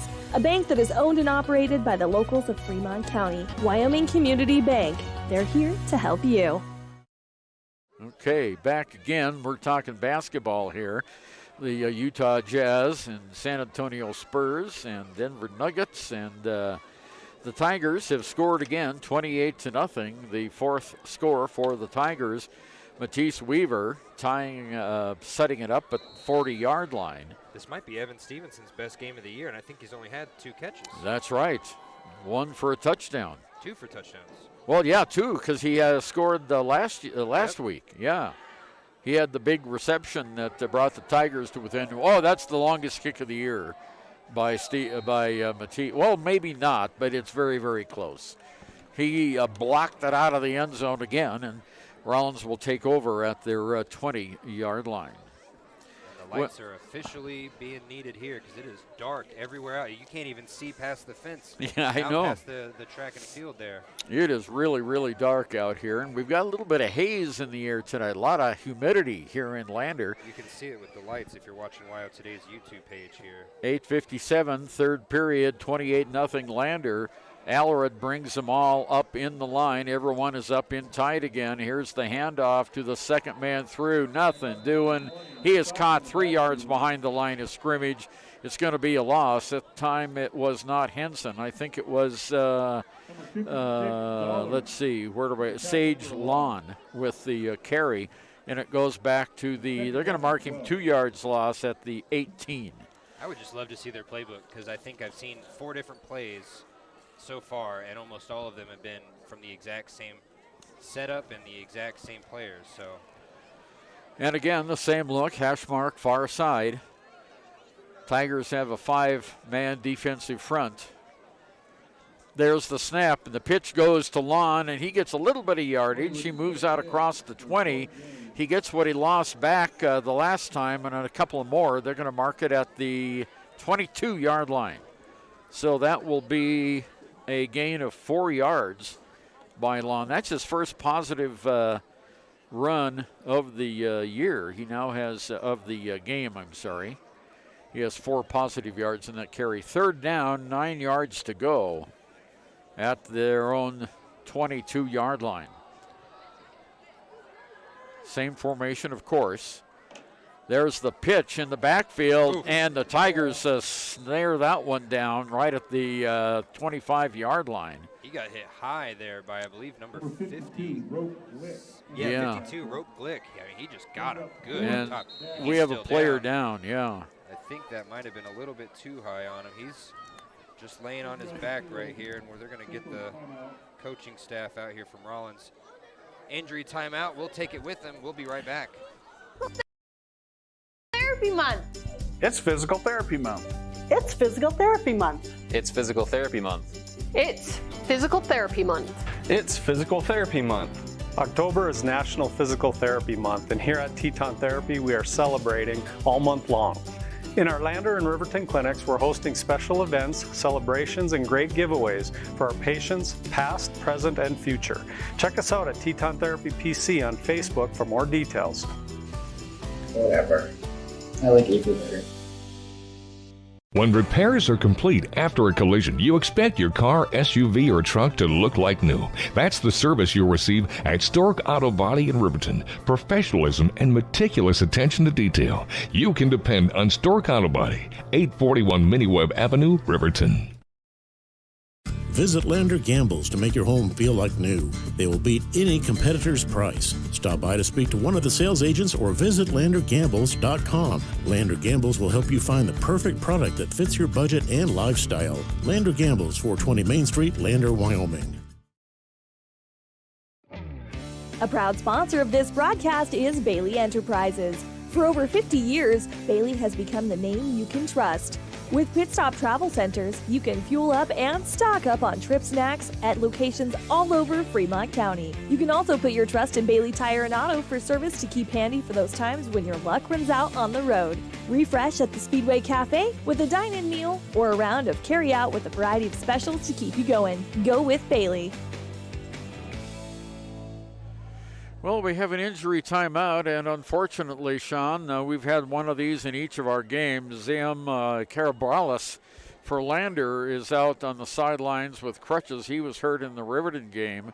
And now we have the number one rusher in the state of Wyoming. That is Henson. He's just holding his Dion leg. Henson. And they've just sent someone running off the field. I hope that is not going to be too critical, but he's got his helmet off and he's holding his head. The Lander trainer is going out there to see what he can do too, and that is Adam Simon. And deployed here by District 1. I don't see any ambulances out here. I did see a big fire truck outside. Don't know exactly what that was for. But like I said, there's a lot of cars out here, so maybe it's just sitting out there in the parking lot. Yeah, we've got a volleyball tournament going on here at the Bob Carey Memorial Fieldhouse, and in the auditorium there is a candidate forum going on. So just an awful lot of folks here today. Let's take another commercial break, and we'll be back right after this. High Plains Power is a Touchstone Energy cooperative. What does that mean for you as a Rural Electric Association member? It all comes down to 7 principles: open membership, one voice, one vote, member benefits, independence, education, cooperation, and community. To understand how it all works, we're headed back in time. In 1879, electricity was in major cities, but rural areas were out of luck. In 1935, President FDR made it possible for companies to build power lines to unserved areas. By the time we hit 1941, some 400 electric co-ops had been organized to serve rural America, just like High Plains Power. For more information, visit highplainspower.org. If your vehicle needs repair, you can depend on the crew at Extra Care Auto Repair. They can repair almost anything with wheels, gas, diesel, domestic, or import, and their work is top quality and reliable. Extra Care Auto Repair on North Federal in Riverton. Community Health Centers of Central Wyoming has locations across Fremont County ready to serve you at DuBois Medical Clinic, Riverton Community Health, and Lander Community Health Pediatrics. We accept all forms of insurance, including Medicaid and Medicare. Are you struggling to get medical care? Ask for their sliding fee scale. From family medicine to pediatrics, Community Health Centers are here to serve you. Call 307-463-7160 or visit CHCCW. Back again at the Bill Bush Stadium, and they are helping Henson off the field now. They've got 2 individual coaches there that are helping him off the field, and he is limping rather badly. And Shawn O'Brate, while you just stepped out for a little bit, they brought him some liquid and gave him some liquid, but they took his helmet away from him and took him over to the sideline. He's accounted for over 500 yards of rushing this year. He's the #1 rusher in the state of Wyoming, and this is not good news for the Rawlins Outlaws. Definitely not. They obviously have to go with their backup. What was it, Lon? Yeah. Lon is going to have to be the guy, but they're going to take the punt here first, so we won't get a chance to see that offense until next series. Okay, here's the punt. It's a long one. This is probably the better punt of the day. Oh. Takes a big Lander bounce. It hit Lander. Did it hit the back Lander? Of his helmet. Oh, I think Rawlins has got the football on the far side. Let's see what the ruling is from the official. The Lander receiving team, there was one of their members or their players there. I'm trying to see who it is. It hit him in the back of the helmet, and it bounced backwards. Everyone from Rawlins that was still running down the field saw that, and they grabbed it. So this should be Rawlins' ball. Yeah, it's a turnover for Lander on the kick. So Rawlins on the punt gets the ball right back, and they've got the ball at their own 38-yard line, first down at 10. So now we'll have a chance to see who is going to be running the football now that Henson is out. It was 25 who it hit the back of his helmet. I believe that's Hunter Velarde. Yeah. Boy, that thing bounced, too. There's a tip, goes to Lon. Lon gets up to the 40-yard line. That'll be a 2-yard gain for Lon. He now has 4 yards on 3 carries in the game, and it goes right to the 40. Second down, 8 yards to go. Well, now they move the ball back to the 39. You can never trust the first spot of the football. Definitely not. Okay, so it's going to be 2nd and 9 now from the 39-yard line. Everyone's in tight. There's the handoff to the first man through, and still short of the line to gain. And let's see, who's that going to be? Is it, it was Lon again. So he gets the carry, and it goes this time to the 45-yard line, gain of 5 yards on the play for Lon. It'll be a big third down now and about 3 yards to go. Just under 6 minutes left to go, too, in the third quarter. And it's going to start going faster if this is all run plays like it is right now. Quarterback keeper by Allard is not going to get the line to gain. No, I believe he handed it off to Lon. It just looked did like he? it was just so quick, yeah. That was number 8 who carried the football. That was Braden Torstembo.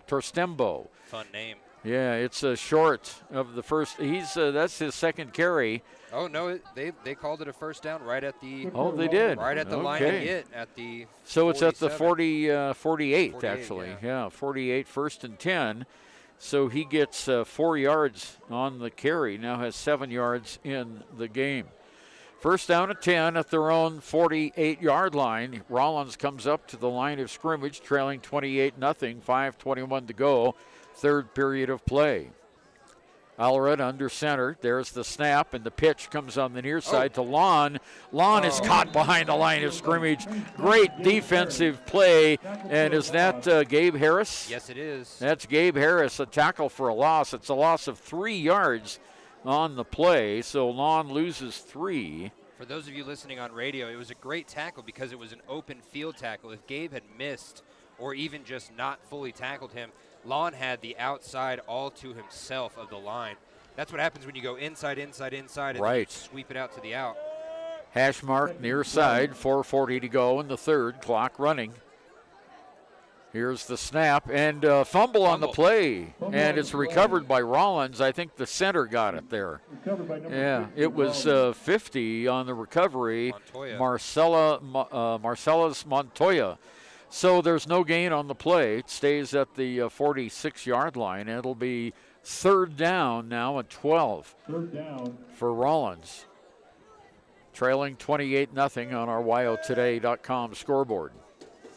They seem to have no problem with their run game right now with Lon. Obviously, Henson might have gotten a few more yards here and there, but their run game is still strong. Here's the snap, and the pitch goes to Lon around the other side, and he gets back to the original line of scrimmage and maybe a yard more. We're going to give him 3 yards on the carry. And he's back up to 9 yards now, and the line of scrimmage for fourth down is going to be the 48-yard line. So they made it back to the original line of scrimmage. It's fourth down. Let's see if they're going to punt or try. It looks like they're going to go for it. Well, this would be the worst field possession for Lander if it's not successful. Fourth down, they need at least 9 yards to go. Clock at 3:58, third period and running. Lander leading by 4 touchdowns. Whistle. Maybe they're going to try to draw him offside. Timeout for Rawlins. Well, that didn't work, but nice try. You know, you don't know until you try. 3:53 to go, third period, 28-zip Lander. Your appointment. Riverton's Hampton Inn & Suites is proud to sponsor our youth athletics in Fremont County. Fremont County school athletics provide our youth timeless experiences and lessons that can lead to success for life. Setting goals, teamwork, and hard work make young athletes into good citizens.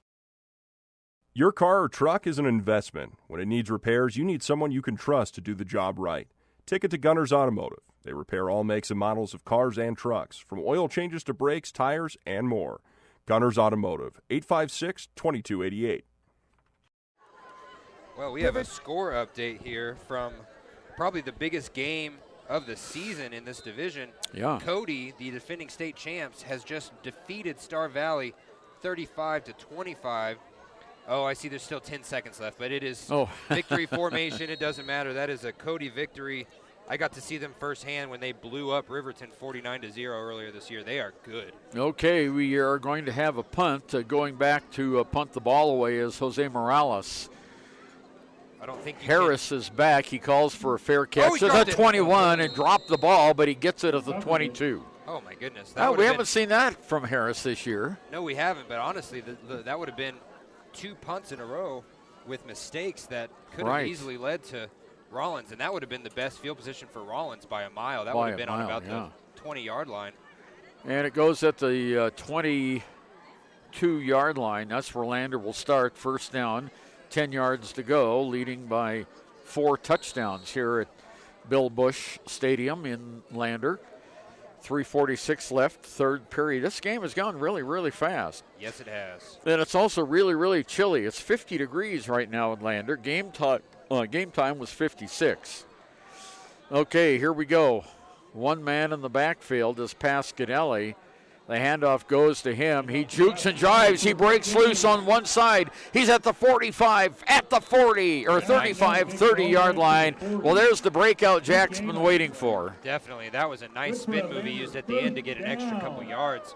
That was something I think everyone would have called that play dead. Most running backs would have just gotten tackled and taken it, but he spun around and reached for an extra couple yards. Good on him. Yeah, nice 18-yard gain there, and he now has, 38 yards rushing in the game on 7 carries. So the Tigers come up, first down, 10 yards to go. I want to give a big shout out to Carl Cody, our photographer. He's been everywhere today, and he just showed up to Lander. So all right. I appreciate you getting pictures here, buddy. Here's the next run, good for 5 yards, straight up the gut, a la Rawlins. And that was Gabe Harris Matisse Weaver. Weaver with 5-yard gain on the play. He's only had 11 yards rushing tonight. He does I've noticed since I've started calling these games with you, Ernie, he's a bigger receiver than people think. I think he's listed as the running back, but running back too, but he is definitely more of a receiving type of back. Second down, 5 yards to go. Hash mark, far side of the field. Twins on the left. One receiver on the right, one man in the backfield. There's the handoff, and it goes to Weaver. He bounces off one, bounces off another. First down and fumble on the play. And was he down by contact? No, they're giving it to Rawlins. Oh, my goodness. What another big mistake by Lander. This is what kind of gave the game away last week or Monday, I should say, to Riverton. Luckily, they were able to pull it out in overtime, but there should have been no reason that Riverton got as close as they did to beating them if it weren't for all those mistakes Lander had. Well, the second turnover by the Lander Tigers in the game gives the ball to the Rawlins Outlaws at the 49-yard line in their own territory, matching their best start. There's a run right up the middle, still going, wow. Almost to the line to gain. It's going to be very close for a first down, and that was number 6, I believe. That was, no, that wasn't 6, that was number 8. Torstenbo. And that was a nice run. Yeah, that was a nice run, and I honestly didn't know where he was there in the middle of the pack, and suddenly he just burst out carrying 2 Lander Tigers with him, getting a good 8-yard gain there when it could have been easily stopped around 1 or 2. Second down, 2 yards to go, minute 50 to go, third period. Lander 28, Rawlins 0. Allered under center. There's the pitch, goes to Lon. Lon, first down and more. He's down to the 37-yard line. First and 10, Rawlins. And they're starting to get close to those breakouts.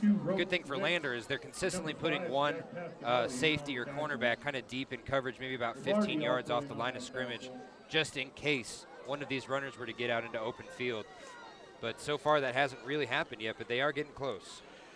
Clock moving with a minute 25 to go. First down, 10 yards to go. Rawlins is at the Lander 38-yard line. Football in the middle of the field. Snap, handoff to the first man through, and he is pushed back. Nice defensive push there by the Tigers, and leading the charge that time was Hunter Velarde. I would just love to see this Rawlins playbook because the coach keeps coming in and giving the quarterback the call. It's the same call every time. Yeah, that's interesting. You see it over in college. You see them put up big pictures on the sidelines. They would only need about 4 pictures for this offensive scheme. 1 yard gain on the play, they actually say. So Rawlins back up to the – here's a little difference. They've got a runner behind the quarterback. There's a pitch to Lon, and he gets back to the line of scrimmage and not much more. I tell you, the Tiger defense, Shawn, is right on the mark right now. Yes, definitely. They are having themselves one of those days where nothing can really go wrong for them, knock on wood. Tristan Osborne in there for the tackle. But definitely a great day for defense. So it's no gain on the play. They're still at the 37-yard line. And Lon got no yards that time. He has 21 yards on 9 carries. You could say last night's NFL Thursday night football game was a lot of good defense boy, too, was that was just That might have been one of the worst games of all time. And that's the end of the third period of play. Lander 28, Rawlins 0. We'll be back with the final 12 minutes right after this. Comprehensive eye health exams, highly trained staff, and a large selection of fashion eyewear and sunglasses. Dr. Ballard, Dr. Hinkle, and Dr. Frazier offer over 70 years of experience. Call Riverton Vision Center at 856-9451 to schedule an appointment today. Papa Murphy's is proud to sponsor this week's Player of the Game. For a limited time, enjoy a Papa Murphy's barbecue chicken pizza made with KC Masterpiece barbecue sauce. After the game or anytime, you can't beat the fresh ingredients and authentic flavor of a Papa Murphy's Take and Bake Pizza. And you know it's baked right every time because you baked it yourself. Papa Murphy's on North Federal in Riverton. Drop in or order online at papamurphys.com. Go Wolverines! Natural Health Solutions offers treatments for a variety of conditions, along with nutritional counseling, chiropractic, acupuncture, and more. Treatment plans designed individually to optimize your health. Call for an appointment, 856-8181 today. And we're back. It's the fourth quarter here. We have a score update from Riverton where Lander was very close to losing, but pulled it away in overtime on Monday. They are down 42-7 against Douglas right now. Douglas just pouring it on, and that's the halftime score. So I'm interested to see what that's going to look like at the end of the game. Well, we're having an extended break here as the teams were sent back to their huddles. It's kind of chilly here in Lander tonight. Very, very dark. There's a cloud cover, and that should keep the temperature warmer overnight, but it's certainly a little chilly right now. Lander leading 28-0. Rawlins has the football. Third down, and they need 8 yards to go. Almost, I'd say 9 yards to go, Shawn, wouldn't you? Definitely, yeah. It's a little bit longer than 8, but not as long as 9. And you're right, it's cold. We need to invest in some gloves up here. Some of us have to work a camera out here. It was interesting. My brother made the comment here a minute ago that there are more Rawlins cheerleaders over there on the track than there are stands in the visitors section. And he's right. I think they've got like 15 or 20 cheerleaders over there. Yeah, I haven't seen very many teams bring their cheerleaders across the state to play a game, but good for Rawlins getting them on the bus. Okay, here we go. Third down, 9 yards to go. Same format. There goes the toss to Lon. He breaks one tackle, breaks another. He's down inside the 20. He might have the first down, Shawn. Let's see where they mark it. It's going to be very, very close. First down. So he gets the nice run, and did you see the big tug on the yeah, they've been tugging. That was the only thing that slowed him down. They're kind of generous with these final spots here. Yeah, they certainly are. First and 10. Here's the pitch to Lon again. He finds a little bit of a seam and gets down inside the 20-yard line, and a flag comes up. I have a feeling this might be face mask. Well, I tell you what, it came really, really late. I think it is a face mask, actually. I saw the preliminary indication from the side judge there. Well, they're talking to 74. Maybe it's holding. Either way, Rawlins looks like they're backing up. Well, let's see what the call is. Let's not guess here and wait for the official. It's going to be personal foul against Rawlins. So they didn't indicate whether it was a face mask or a late hit or whatever, but that's going to negate a good run. Nice little run, and they're going to walk him back. Personal fouls, 15 yards. Yeah, that's Lucas Peterson, I believe they called. He was the one that was kind of jabbering with the ref. Yeah. But, yeah, that was not what Rawlins needed. They've had a pretty good drive so far. Obviously, they're down to the 28-yard line. They're marking it off from the spot of the foul, and it goes back to the 13-yard penalty here on the Rawlins Outlaws. That's so on the 35. They're just huddling. Oh, around 35. I'm sorry. Yeah. No, and there's a good reason that they put it at the 35 because of the spot of the foul. But that's actually really good news for Rawlins because a lot of these penalties have been 15, 13-yard penalties, like you said. This is only a 7-yard penalty. 7-yard, yeah. When you look at it in terms of where the yard markers are. 11:38 to go in the game. 28-0 Lander with the lead. Rawlins has the football.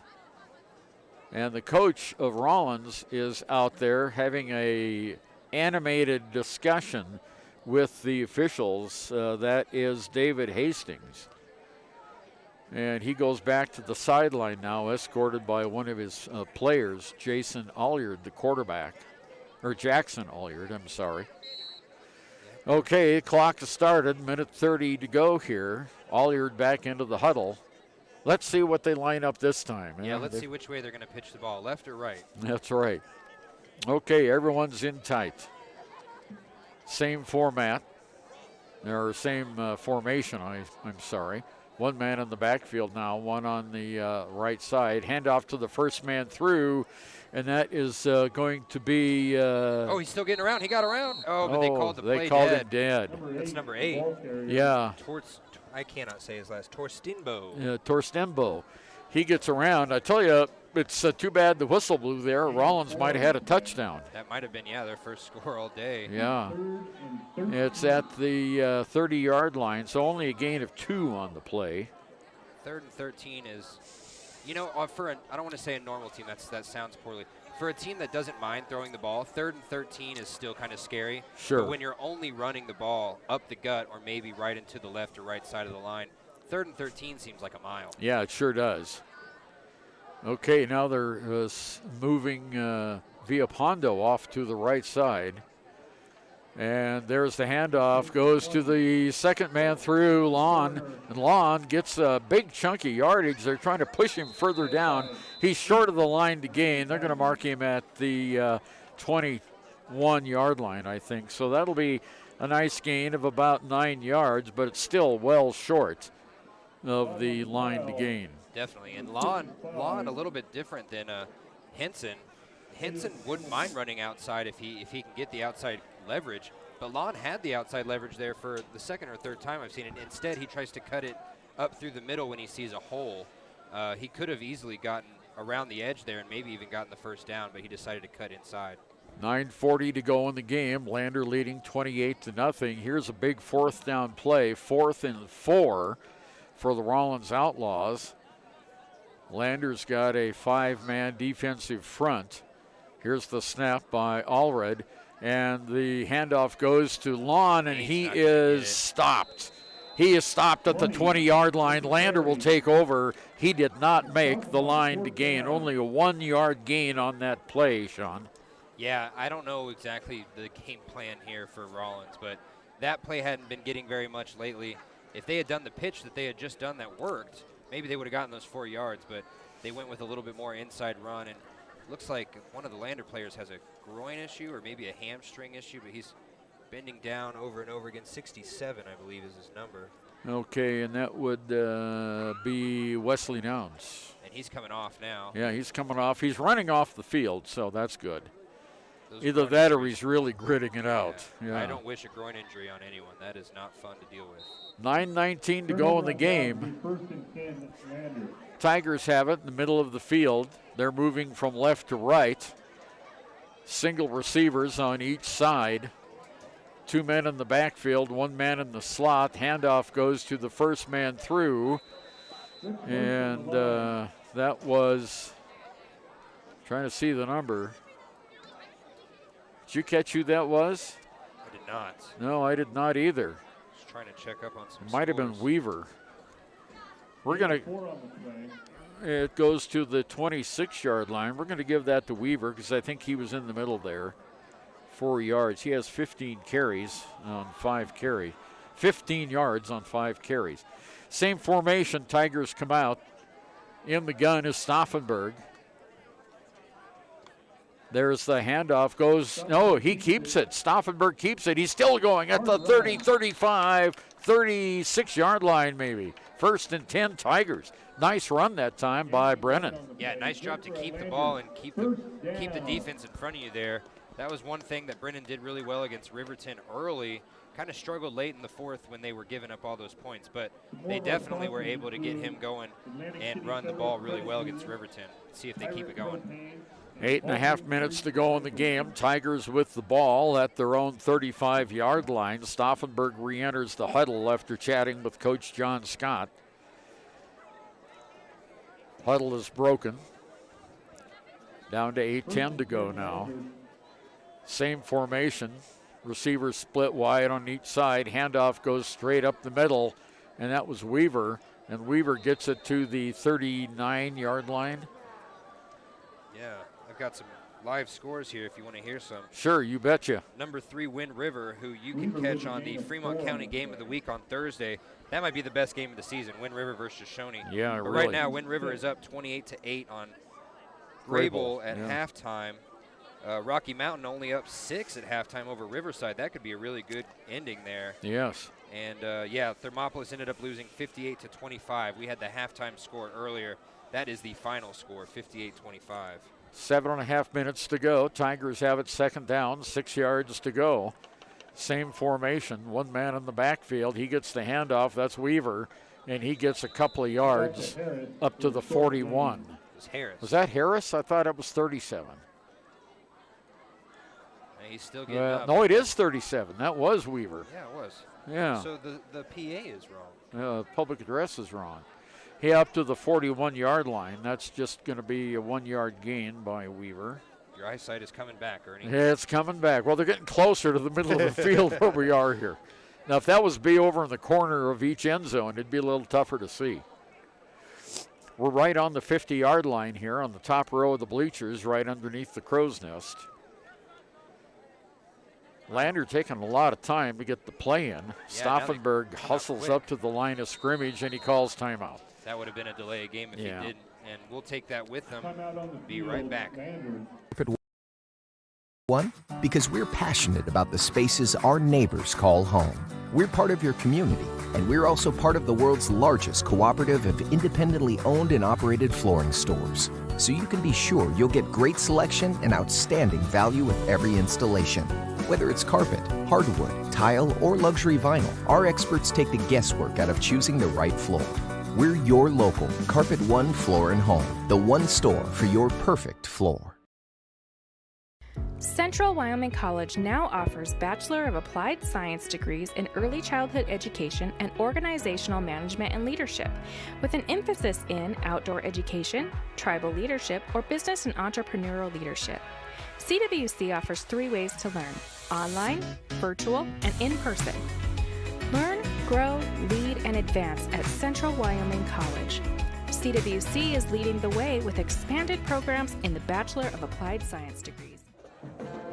6 minutes, 32 seconds remaining in this game from Bill Bush Stadium in Lander. Lander leading 28-0. They've got the ball now. Third down, 5 yards to go. Heschmark on the near side. They're coming out in a different formation than they were trying a little bit ago before the delay of game would have happened. Yeah, one man in the slot, 2 receivers out. One man in the backfield is passing. No, it's a rollout. Pass, play action pay to Weaver. Weaver's down inside the 40-yard line, inside the 35-yard line, well deep in play. It was kind of a bootleg there, wasn't it, Shawn? Yeah, they love to run that bootleg. Like I said, Brendan Stauffenberg loves to throw rolling left with his right hand. Not very many quarterbacks can do that very accurately. He's shown it all season. That's his favorite play. That was a 26-yard play for the Tigers. And Matisse wasn't even that open. He had just outrun his coverage by about a foot, and that's when Stauffenberg saw him and gave him the ball. Tigers first down and 10 at the 34-yard line. Handoff goes to Pasquinelli. Pasquinelli jukes and jives down to the 25-yard line. Nice run by Pasquinelli, and it'll go for 5 yards. And yeah, Pasquinelli really hasn't gotten very many running opportunities today and on Monday. They didn't really have a need for him in the backfield as much, but if they get that going with him, I mean, this whole offensive playbook opens up. Down close to the 30-yard line, 5.5 minutes left in the game. Tigers intent to just run clock here, leading by 4 touchdowns.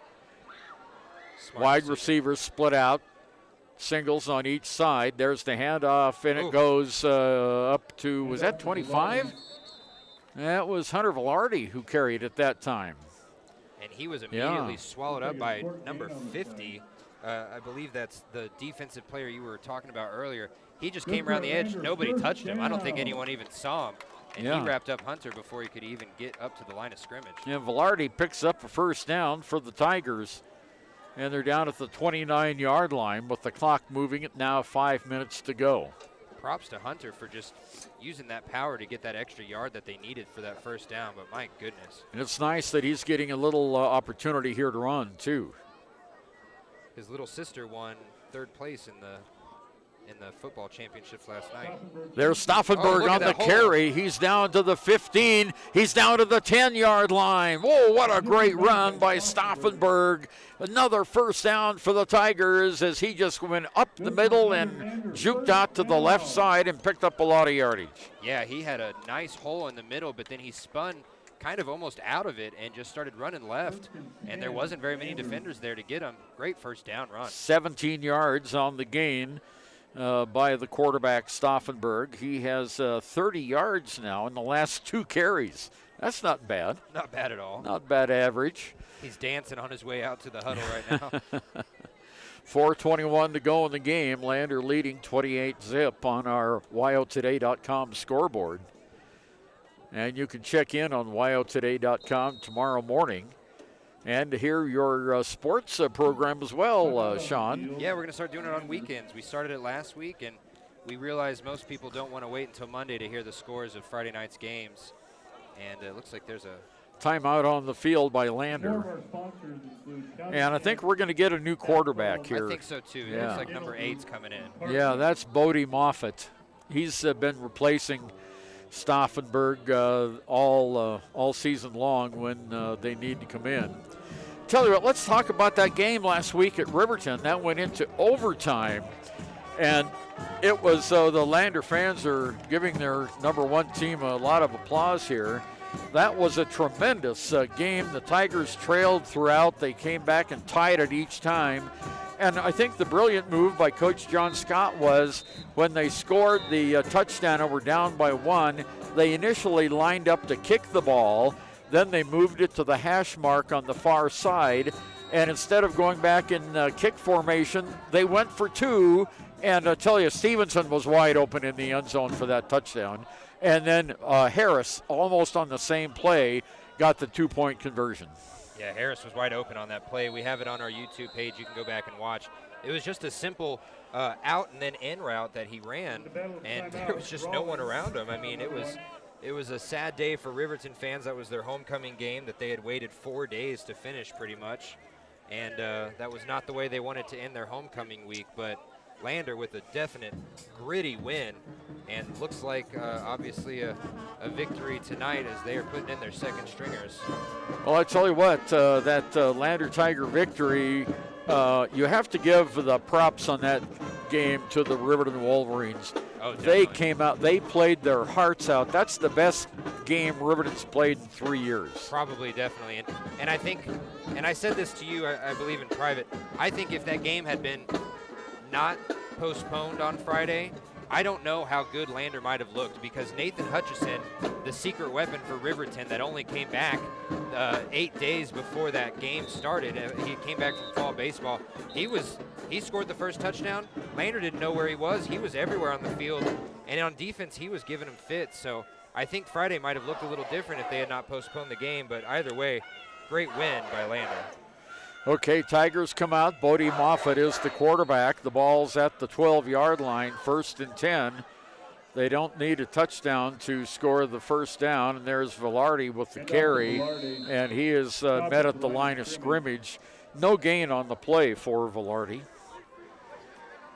So it stays at the 12-yard line, and Velarde now has, with that 0 yardage, he has 3 yards in the game on 3 carries. 3:45 to go here.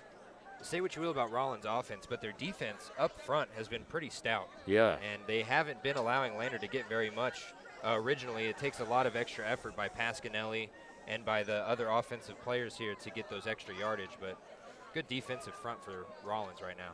Moffitt chats on the sideline with John Scott and comes in. We have twin receivers on the right, single on the left, 2 men in the backfield. Handoff. We have a collision and a fumble, and Rawlins recovers it. We had a collision in the backfield, Shawn, and the ball was mishandled and it fell ahead, and Rawlins recovers the fumble at the 12. Yeah, number 8 for Rawlins was very smart. He saw the ball on the ground, and he dove. He was already on the ground, and he did almost like a push-up leap about 3 yards in front of him to try and get the ball, and he Torstembo, did. that was him. That was a great grab by him, and just smart play when he sees the ball on the ground to do everything he can to get on top of it. So Riverton, we were just talking about them. Rawlins takes over at the 12-yard line, 1st and 10, 3:14 to go. They haven't changed that formation much all night long. Allard at the quarterback. There's the pitch. Goes on the far side. Flag comes down, and the carry is going to be 24. Man, that might be the first time. Yeah, I think that's the first time. Yeah, Archuleta. Ezra Archuleta, and there's a flag down. I'm not sure what the flag is down at the 15-yard line, and I think that might be a penalty against Lander for face mask. So this is going to give Rawlins a first down by penalty. The penalty flag was dropped at the 17-yard line. So they are going to advance the ball for first down.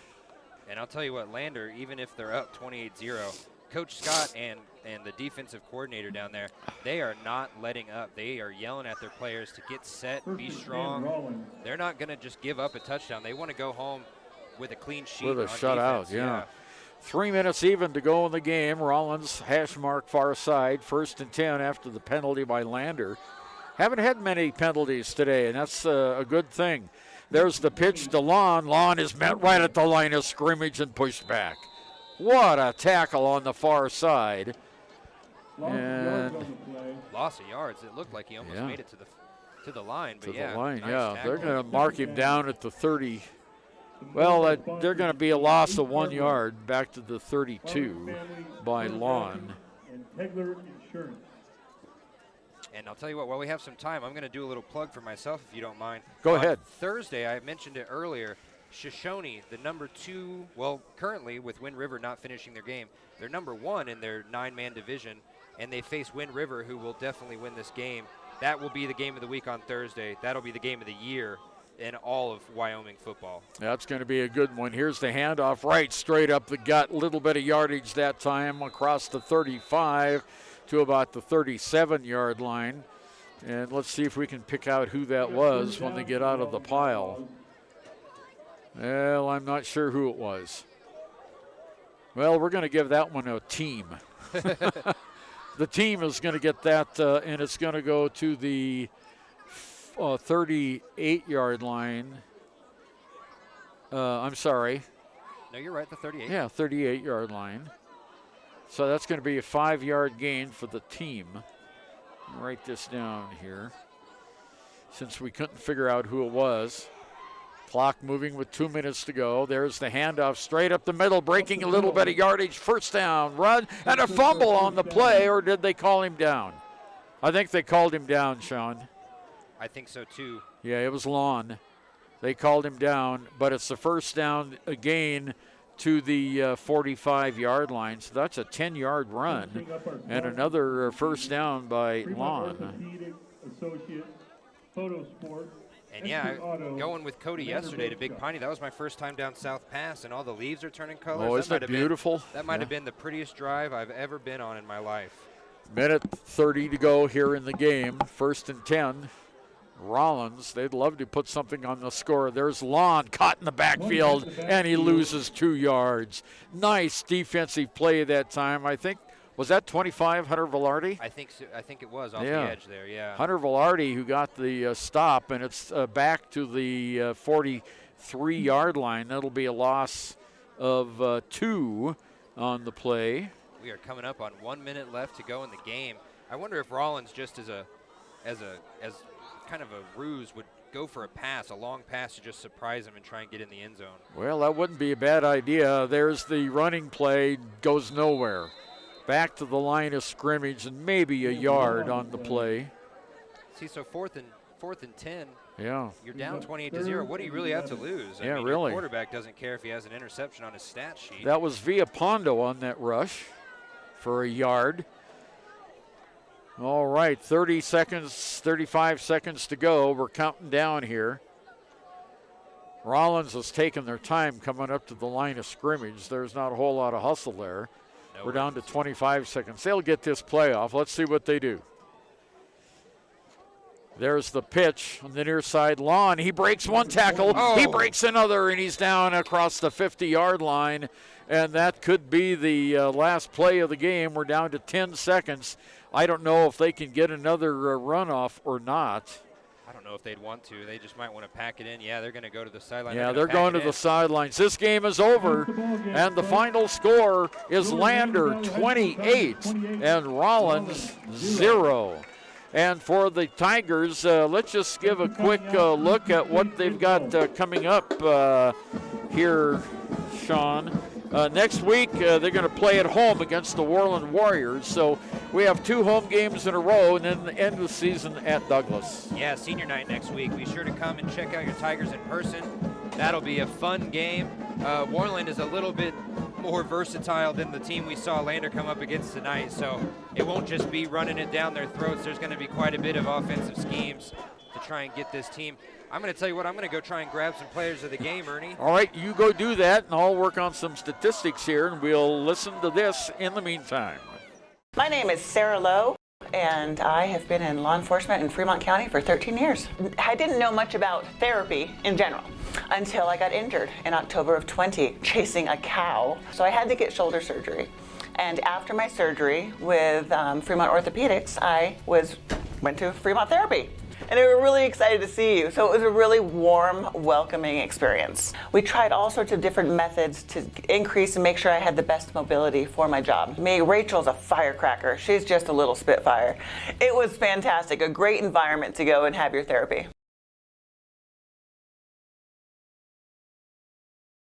Back when I was riding in rodeos, I always made sure I was locked in, good and tight.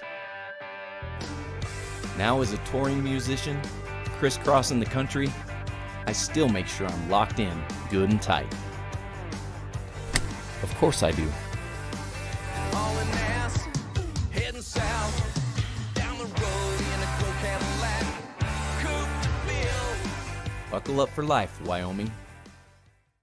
You need an oil change, but you don't have a lot of time. Expressway Lubes on South Federal in Riverton and Highway 789 in Lander provide a fast, professional lube oil and filter change. Expressway Lubes, locally owned and proud to support our local student athletes.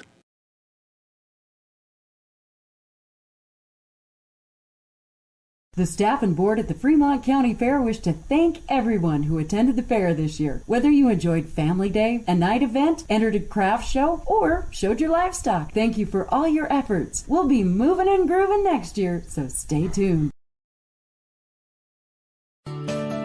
Snyder Signature Properties would like to give a huge shout out to the local sports of Fremont County. They are here to support your team and your local home real estate needs. Call today to see how Snyder Signature Properties can help you buy and sell your next property. Good luck to all Fremont County athletes. Are you a caring person that wants to help but not sure where to go? Wyoming Senior Citizen Inc. is looking for caregivers across the state. Call 307-856-6880 to find out more information. They would like to wish all Fremont County athletes good luck this year.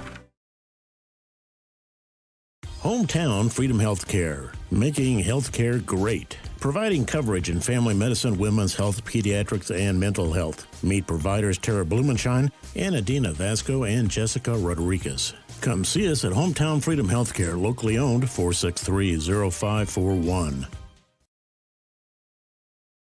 The choice is yours. Sutherland's Friends of the Family Plus Consumer Credit Card lets you choose from 5% off instantly at the register or special financing on qualifying purchases. That means no forms, no waiting, no rebates. You can choose 5% off instantly with your Sutherland's credit card. Got a big project? Choose special financing. The choice is yours with Sutherland's Friends of the Family Plus Consumer Credit Card. Subject to credit approval. Minimum monthly payment required. See store for details. Only at Sutherland's.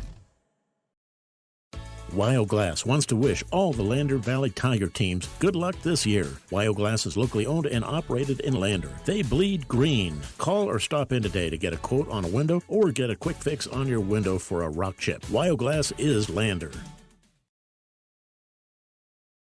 In any sport, athletes face the chance of sustaining an injury. According to the Athletic Training Association, 90% of student athletes reported some sort of sports-related injury. What's more, is 54% report playing while injured.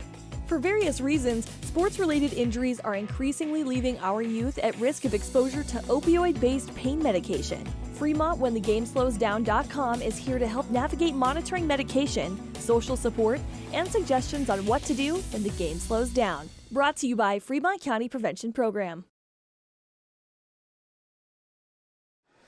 Ernie over and Shawn O'Brate back with you at Lander's Bill Bush Stadium, where the Lander Tigers have pitched a shutout, 28-0 over the Rawlins Outlaws. Joining us now, and our Papa Murphy's player of the game, Evan Stevenson. We saw a lot of you this summer in baseball, and now here you are in football. Congratulations, 2 touchdowns in the last 2 games. Thank you. Yeah, let's sneak this one over just a little bit. There we go. Evan, tell us about the touchdown today. First-year starter, so, I expected me to push myself, harder, And, yeah, it feels good to score 2 touchdowns. That was a great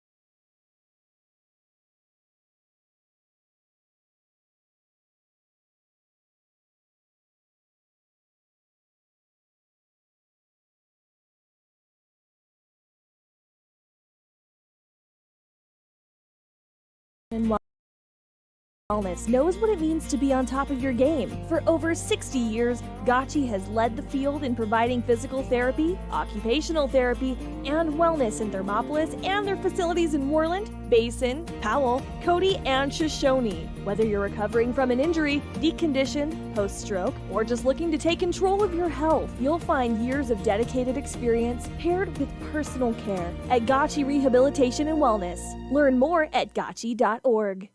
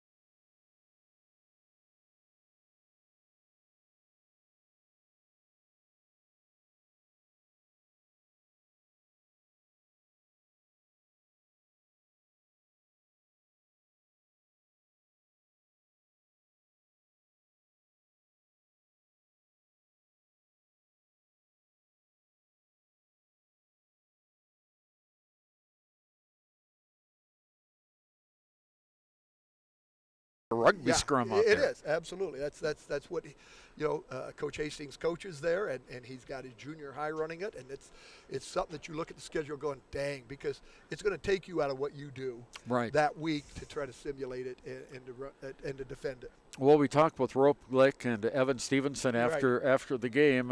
Evan had 2 touchdown receptions today. And he had one last week, the big one against Riverton. That really helps us a lot because we have pretty good inside slot receivers in Matisse and Gabe that, they try to take away one. They might, but once we get the outside guys involved a little bit, even taking shots downfield with it, it really helps open up the inside things for Gabe and Matisse. So it's great timing for him to be able to make those catches and to do that. And that one in the corner of the end zone, that was spectacular. That was a great concentration for him.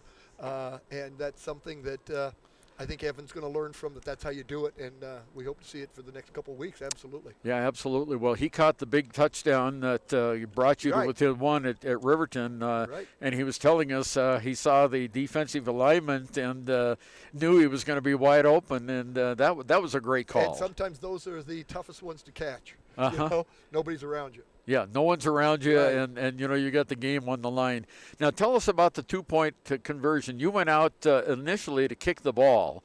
And last week? Yeah, no, you didn't. No, heck no. It looked to me like we were riding the momentum of scoring. Okay, good. Okay, so we knew that we had a tough time stopping them. Yeah. And they scored in 2 plays from the 10. So what do we, and basically 4th down. We get the play, and that automatically forces a team. Now, they didn't take a timeout or do anything, and it was just like, hey, we're going. Keep them out there. Brennan was already kind of telling me, let's go. We've had a play that we basically worked on in June at the Black Hills football camp, and I've just been kind of running, waiting for it. I don't know if I'll run it again, but it worked that night. It was the perfect executed the way it needed to be in man-to-man. Well, you had and two Gabe was perfect plays. So, back-to-back. The touchdown and the 2-point. And these kids probably roll their eyes like, why do we run this so much in practice on our goal line stuff when we don't throw it? You know? Yeah, I know. We talked to Gabe after the game, and he said, yeah, we've been practicing that all year long. Well, but that was certainly a signature win. Tell us about, you came out on the field before that play, and you had the officials move it to the far side hash mark. The option after you score, whether you're kicking the extra point or going for the 2-point, that you can put it anywhere on that 3-yard line in between the hashes. So we wanted to have a little more room to the right to let them think we were going to be sprinting it, to the far edge, and so that it gave Gabe room to come back underneath, which he did. You had the state's number one rusher playing against you today, Henson. He averages he says had over 500 yards this season. You held him to 57, and then unfortunately he was injured there in the third quarter. But that was a pretty good defensive stop on him this game. Yeah, I think again I didn't stop him. Man. The kids did a great job of staying in their lanes and fighting off the angle block, because they angle block on you so much, and they can wash you 5-6 yards laterally if you don't anchor down and sit down, and when you fight that pressure. And it's not a fun job for a defensive lineman out there in this, because like you said, it's just a scrum. Yeah, it really was. The last team that I saw do that was Wyoming Union about 15 years ago. The old double wing stuff has been around, and like I say, that fullback is up so tight, and they do. And he'll have that in the next couple of years, because he's running it from his 7th grade up. And, and they're going to have to contend with it, because he knows his stuff. Well, I tell you what, it was a great win tonight for the Tigers. You have Worland next week. Coach, good luck. Okay, well, thank you, Ernie. All right. Thanks, guys. Coach John Scott, head coach of the Lander Tigers, and we started to get in some of the stats there. Lander unofficially had 314 yards of total offense tonight, and Rawlins only had rushing yards, 132. No passing, no return, no kickback returns. Well, one pass, and it was an interception. Yeah, and it was 50 yards. Yeah. And, I'm giggling here, and I'm not giggling because it was a poor play by Rawlins. It was a blown-up play. He ran into his running back, and he turned around, and he said, rather than try and run it, I have a defender in my face, let me try and throw it. And he just threw it right into Gabe's hands. But, yeah, Rawlins, just a run-and-gun team. And I think Lander was fully prepared for that tonight. At least it looked like it. Well, it sure sounded like the coach was getting him ready for it on this short week of practice. Quickly, let's go over the scoring. Lander scored first with 4:27 to go in the first period. A 1-yard run by Gabe Harris, and Weaver Matisse added the PAT, a 10-play drive that went 34 yards, and it was 7-0. Lander scored next at 3:03 of the second period. Weaver on a 1-yard run, and then he added the extra point, a 7-play, 21-yard drive, 14-0. And then Lander's next touchdown came in the waning seconds of the first half, 29 seconds to go. That was the first touchdown that Stevenson caught, 17 yards from Brennan Stauffenberg. Weaver added the PAT, a 7-play, 40-yard drive, and made it 21-0. Then in the third period, with 8:57 to go, it was a 3-yard pass to Stevenson, and there was a 6-play, 49-yard drive, and Weaver added the PAT to make it the final 28-0. But, you look at the Lander drives today, 34 yards, 21 yards, 40 yards, and 49 yards. They started each one of their scoring possessions inside Rawlins territory. And that's just what Lander does. If you give them the ball, they're going to score. If you give them the ball in good field position, they're going to score most likely. These long drives that they've had all season haven't always ended up in the end zone, and they do a good job of matriculating down the field, as one of my favorite coaches used to say. But when they get that short field, you just see it in their eyes. They're going to get in the end zone. Some of the individual stats for the Lander Valley Tigers. Pasquinelli had 8 rushes, 43 yards. Weaver, 7 rushes, 21 yards. Gabe Harris had 4 rushes, 13 yards. Brennan Stauffenberg only carried it 3 times, but he had 30 yards on 2 carries. 10 yards. The first play. one he didn't get any. Velarde had 1 rush for 3 yards. In the passing department, Brennan completed, let's see, 1, 2, 3, 4. He completed 12 of 16 passes. 12 of 16 passes. That's pretty darn good. That is pretty good. 154 yards passing for Brennan. Harris caught 5 catches for 69 yards. Weaver, 2 catches for 32. Beaver had 3 catches for 28. Stevenson had 2 catches for 20 yards. They were both touchdowns. And Pasquinelli had 1 catch for 5 yards. And, of course, Harris had that 50-yard interception return that almost turned into a pick 6, but he got caught close to the goal line. Yeah, Stauffenberg threw for over 70% completion percentage. That's great against this defense that was really pounding down the offensive line, especially early. When they were scoring there, they were doing it with their pass there, obviously with 2 throws to Stevenson and the rest of them, but that defensive line was getting into the backfield quick on a lot of plays. So props to Brennan for staying calm, moving around, and he loves to do those bootleg runs, and you see it in his eyes there too. Well, thanks for joining us for the Click It or Ticket postgame show. Remember, when you get in the car, buckle up every ride, every time, and we like to say, or Whiteout does, click it or ticket. That's our post-game sponsor today. We thank them for doing that. And on behalf of Shawn O'Brate here at Bill Bush Memorial Stadium here in Lander. It's cold out here it's tonight. So cold. It's really cold. My teeth are chattering if you can't hear it. Yeah, and if you don't know, we're the team that does the game from the bleachers. So yeah, we're outside. We don't have the comfy inside of the press box. But on behalf of Shawn O'Brate, we want to thank Lane Shepherdson. No, that's not right. Sanderson, yeah, Lane Sanderson. I'm sorry, Lane. They told me to remember Hocus Pocus, that's why. Oh, that's right. Okay, Lane Sanderson back at the studio. Thank you very much, Lane. This is Ernie over bidding you a pleasant good evening. The final score again, the Lander Valley Tigers 28, moving to 4-2 on the season, and the Rawlins Outlaws 0, moving to 1-5. That's it. We'll be back next week with Warland. Thank you for joining us. Drive carefully, and see you later. Wyoming Community Bank is ready to serve you. Stop in at any one of their branches located in Riverton, Lander, and DuBois. A bank that is owned and operated by the locals of Fremont County. Wyoming Community Bank. They're here to help you. It's Physical Therapy Month. It's Physical Therapy Month. It's Physical Therapy Month. It's Physical Therapy Month. It's Physical Therapy Month. It's Physical Therapy Month. October is National Physical Therapy Month, and here at Teton Therapy, we are celebrating all month long. In our Lander and Riverton clinics, we're hosting special events, celebrations, and great giveaways for our patients, past, present, and future. Check us out at Teton Therapy PC on Facebook for more details. Whatever. I like Easy better. When repairs are complete after a collision, you expect your car, SUV, or truck to look like new. That's the service you'll receive at Stork Auto Body in Riverton. Professionalism and meticulous attention to detail. You can depend on Stork Auto Body, 841 Miniweb Avenue, Riverton. Visit Lander Gambles to make your home feel like new. They will beat any competitor's price. Stop by to speak to one of the sales agents or visit LanderGambles.com. Lander Gambles will help you find the perfect product that fits your budget and lifestyle. Lander Gambles, 420 Main Street, Lander, Wyoming. A proud sponsor of this broadcast is Bailey Enterprises. For over 50 years,